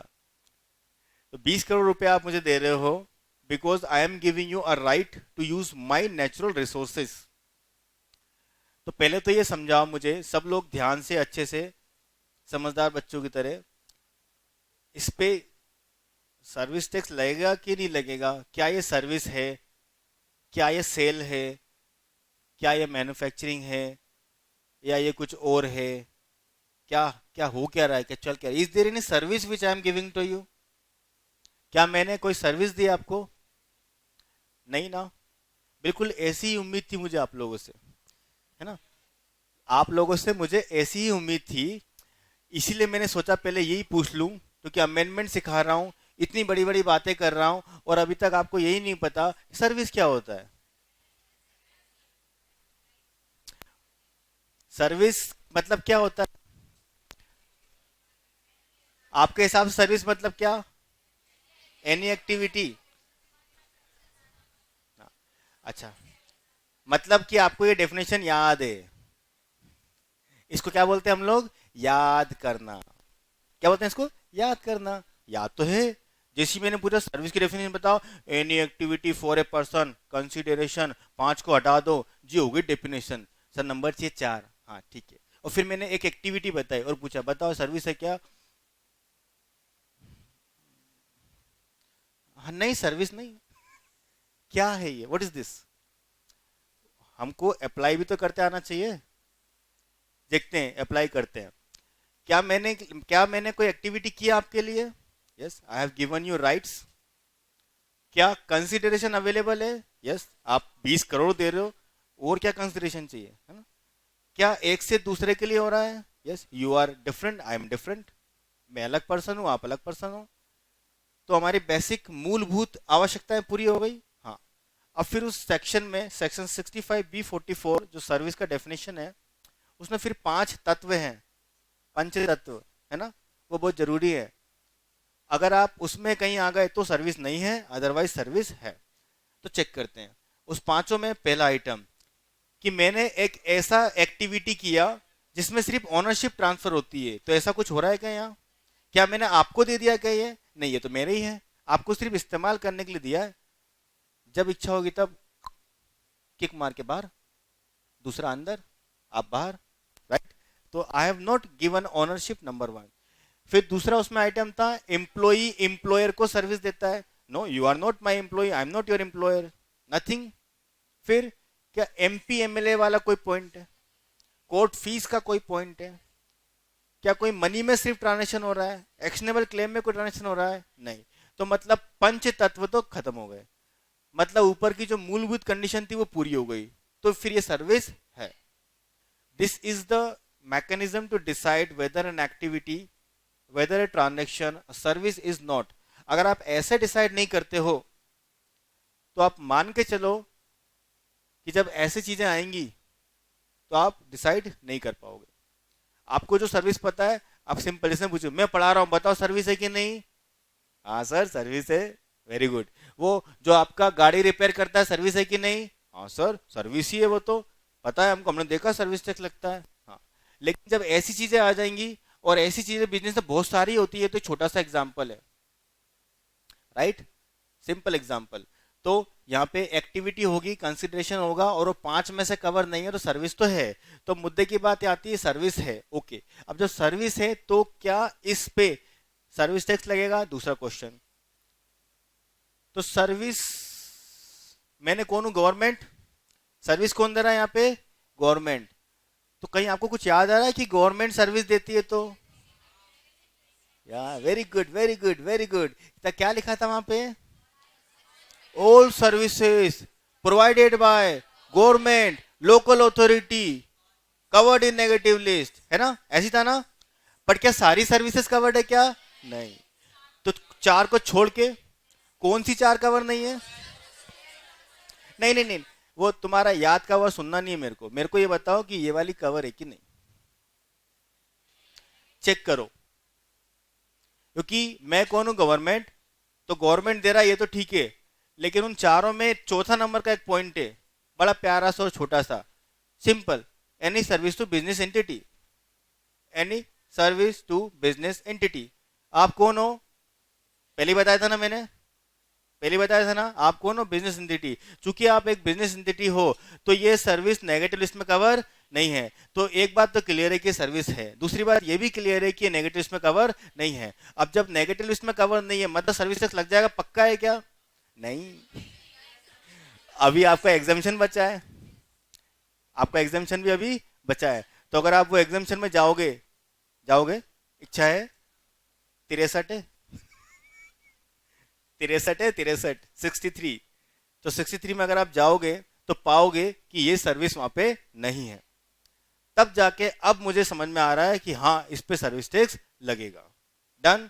This is the process how we should decide whether it is chargeable or not. अब जब सर्विस टैक्स लगेगा तो मुद्दा यह है कि मुझे इसका सेनवेट क्रेडिट मिलेगा क्या? अब आ गए हम हमारे मुद्दे की बात पे, point. What is my point? कि अगर मैं बिजनेस हाउस हूं, मतलब अब आपके एंगल से सोचो कि मैंने तो आपको सर्विस दे दी, 20 करोड़ ले लिए, 20 करोड़ पे सर्विस टैक्स भी लगा ही दिया होगा, लगा दिया होगा ना। तो चलो लगा देते हैं, कितना आएगा? चलो आप लोग कैलकुलेशन गलत ना करो इसलिए अमाउंट थोड़ा छोटा रखता हूं, है ना, 2 लाख। तो 2 लाख का अगर अमाउंट है, राइट, अब ये 2 लाख का जो अमाउंट है, assignment of right to use, इसके अंदर में दो चीजें इन्वॉल्व कर सकते हैं हम यहाँ पे। एक तो अपफ्रंट फीस और एक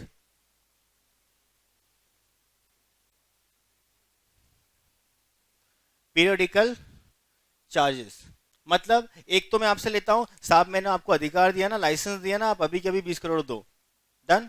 फिर आप जितना निकालोगे कोयला उसके हिसाब से एज अ रॉयल्टी या और भी कुछ नाम जो आपको अच्छा लगता हो पसंद का वो रख लो, और उतना पैसा मुझे हर बार हर बार हर बार देते रहा करो, मतलब पीरियोडिकल पेमेंट्स। तो एक होगा अपफ्रंट, वन टाइम, उसका नाम कुछ भी हो सकता है, बानगी, पेशगी, नजराना, हाँ, पगड़ी, राइट, कुछ भी हो सकता है, नाम कुछ भी हो। इसेंस क्या है? जो अपफ्रंट मिलेगा ओनली वन टाइम। जैसे स्कूल में करते हो तो एडमिशन फीस एक बार भरनी पड़ती है, बाद में फिर फीस भरते रहते हैं, तो वो अपफ्रंट। और फिर ये पीरियोडिकल जो बाद में लगने वाला है। तो ये जो प्रोविजन हम पढ़ रहे हैं, जो भी बातें यहाँ करेंगे, वो सिर्फ किसके लिए कर रहे हैं? इसके लिए, इसके लिए। ये जो प्रोविजन बता रहा हूं वो एप्लीकेबल नहीं है, मतलब सर्विस टैक्स नहीं लगेगा ऐसा नहीं बोलना, सर्विस टैक्स तो लग गया। अब सेनवेट की बातें करने जा रहे हैं हम लोग आगे, तो उसके लिए जो प्रोविजन बता रहा हूं वो इसके लिए नहीं है, इस पे नॉर्मल रूल लगेंगे, इसके लिए थोड़ा अलग प्रोविजन है, मैं उसको भी बता दूंगा आखिरी में। पहले इसकी बात करते हैं, अपफ्रंट फीस। तो अपफ्रंट फीस कितनी थी मैंने? 2 लाख। 2 लाख पे सर्विस टैक्स बता दो फटाफट।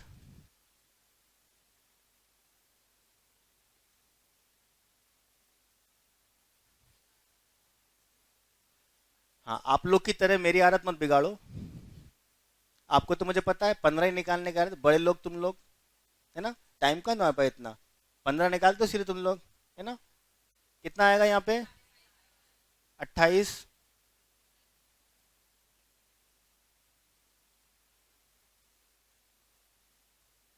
ठीक है, तो सबसे पहला क्वेश्चन, ये मेरे लिए इनपुट सर्विस है कि नहीं? तो देखो आपके लिए इनपुट सर्विस है, क्योंकि आप इस सर्विस को यूज करके तो आगे आपका काम करोगे, या तो आप मैन्युफैक्चरिंग में यूज करोगे या आप कोई सर्विस प्रोवाइड करोगे। तो आपके लिए इनपुट सर्विस है, यस। सर्विस टैक्स मिलेगा, हाँ। क्रेडिट मिल जाएगा, तो अब क्रेडिट आपको किस किस चीज का मिलेगा? इसका तो मिलने ही वाला है। अगर आप मैन्युफैक्चरर हो तो इसका नहीं मिलेगा, नहीं तो इसका भी मिल जाएगा, इसका कभी जीवन में नहीं मिलेगा, नंबर एक। अब जब क्रेडिट मिलेगा तो मान लेते हैं कि इसका मिलेगा और इसका मिलेगा, तो टोटल कितना अवेलेबल है एलिजिबल क्रेडिट? ठीक है, तो ये रूल क्या बोलता है, जो अमेंडमेंट आया है यहाँ पे, ये पूरी की पूरी अमेंडमेंट के साथ जुड़ा हुआ है नया सेक्शन, राइट। रूल नंबर 4 के अंदर क्या बोलता है ये, कि 29,000 का क्रेडिट आप ले लो, लेकिन एक बार में मत लो। आपको क्या करना पड़ेगा? इसके 3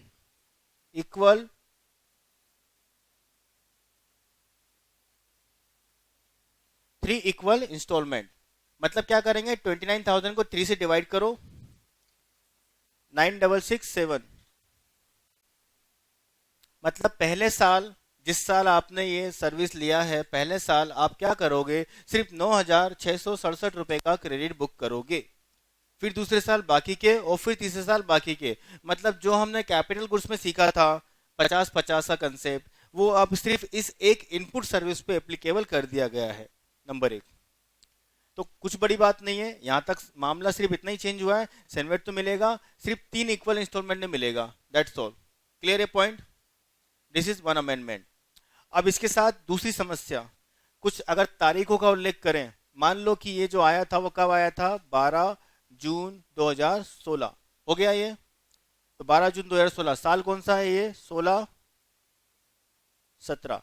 तो क्या 16-17 में मैं क्रेडिट ले लूंगा 9,667 रुपए का? ले लिया मैंने क्रेडिट, वेरी गुड। क्या बोल रहे हो आप, दूसरा क्रेडिट दूसरे साल लो, ऐसे बोल रहे हो ना? तो मेरे को ये बताओ, क्या आपने वो वाला रूल पढ़ा है क्या कि एक साल इनवॉइस डेट से सेनवेट ले लेना चाहिए? ऐसा भी कुछ रूल है, पढ़ा है किसी ने कि वहां तक पहुंचा नहीं अभी तक? वो अमेंडमेंट नहीं है, वो पुराना हो गया। क्या है वो रूल?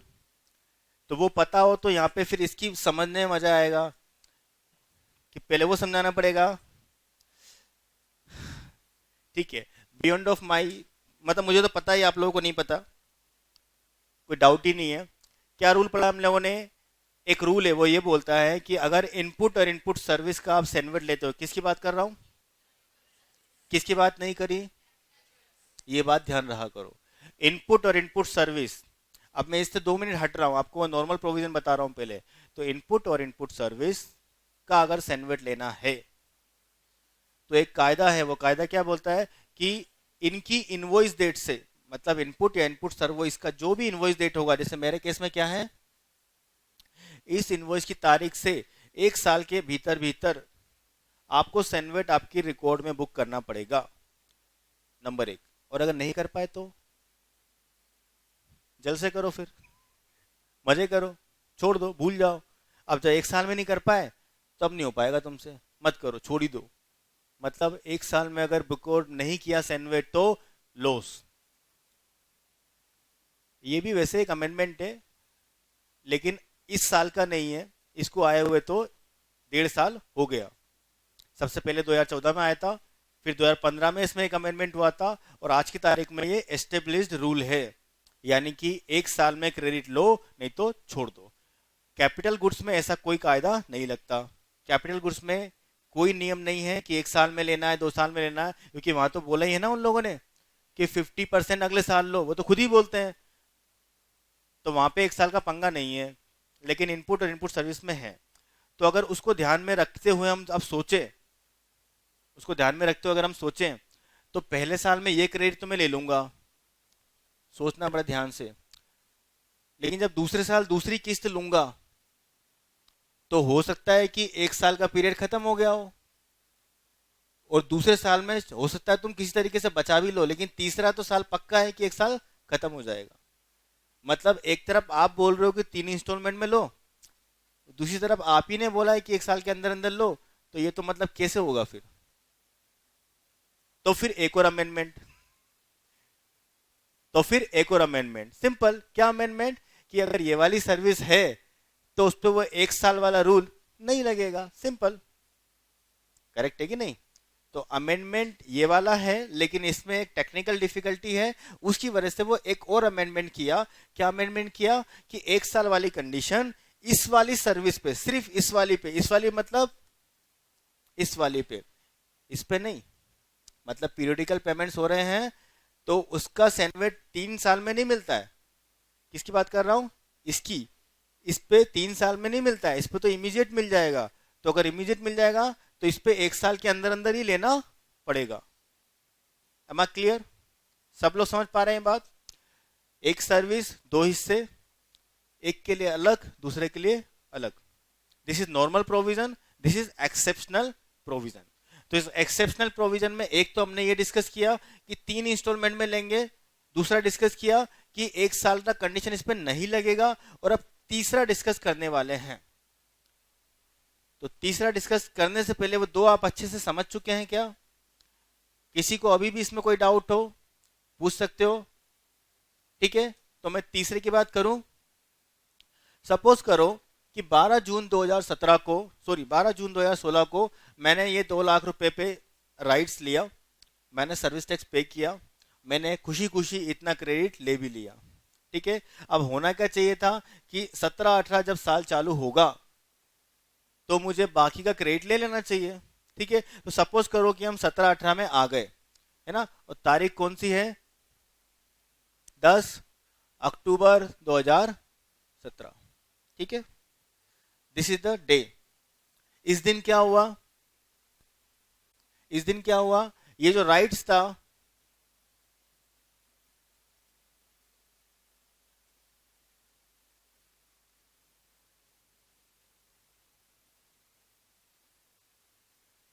ये जो राइट्स मेरे पास था कि मैं कोयले की खदान से कोयला निकालूंगा, ये मेरा राइट्स था। किससे लिया, गवर्नमेंट से लिया। मैं ये राइट्स अब किसी और को भी दे देता हूं। सब लीज होती है ना, सब लीज, सब टीनेंसी, ऐसे यहाँ पे सब असाइनमेंट भी होता है। मैंने गवर्नमेंट से लिया।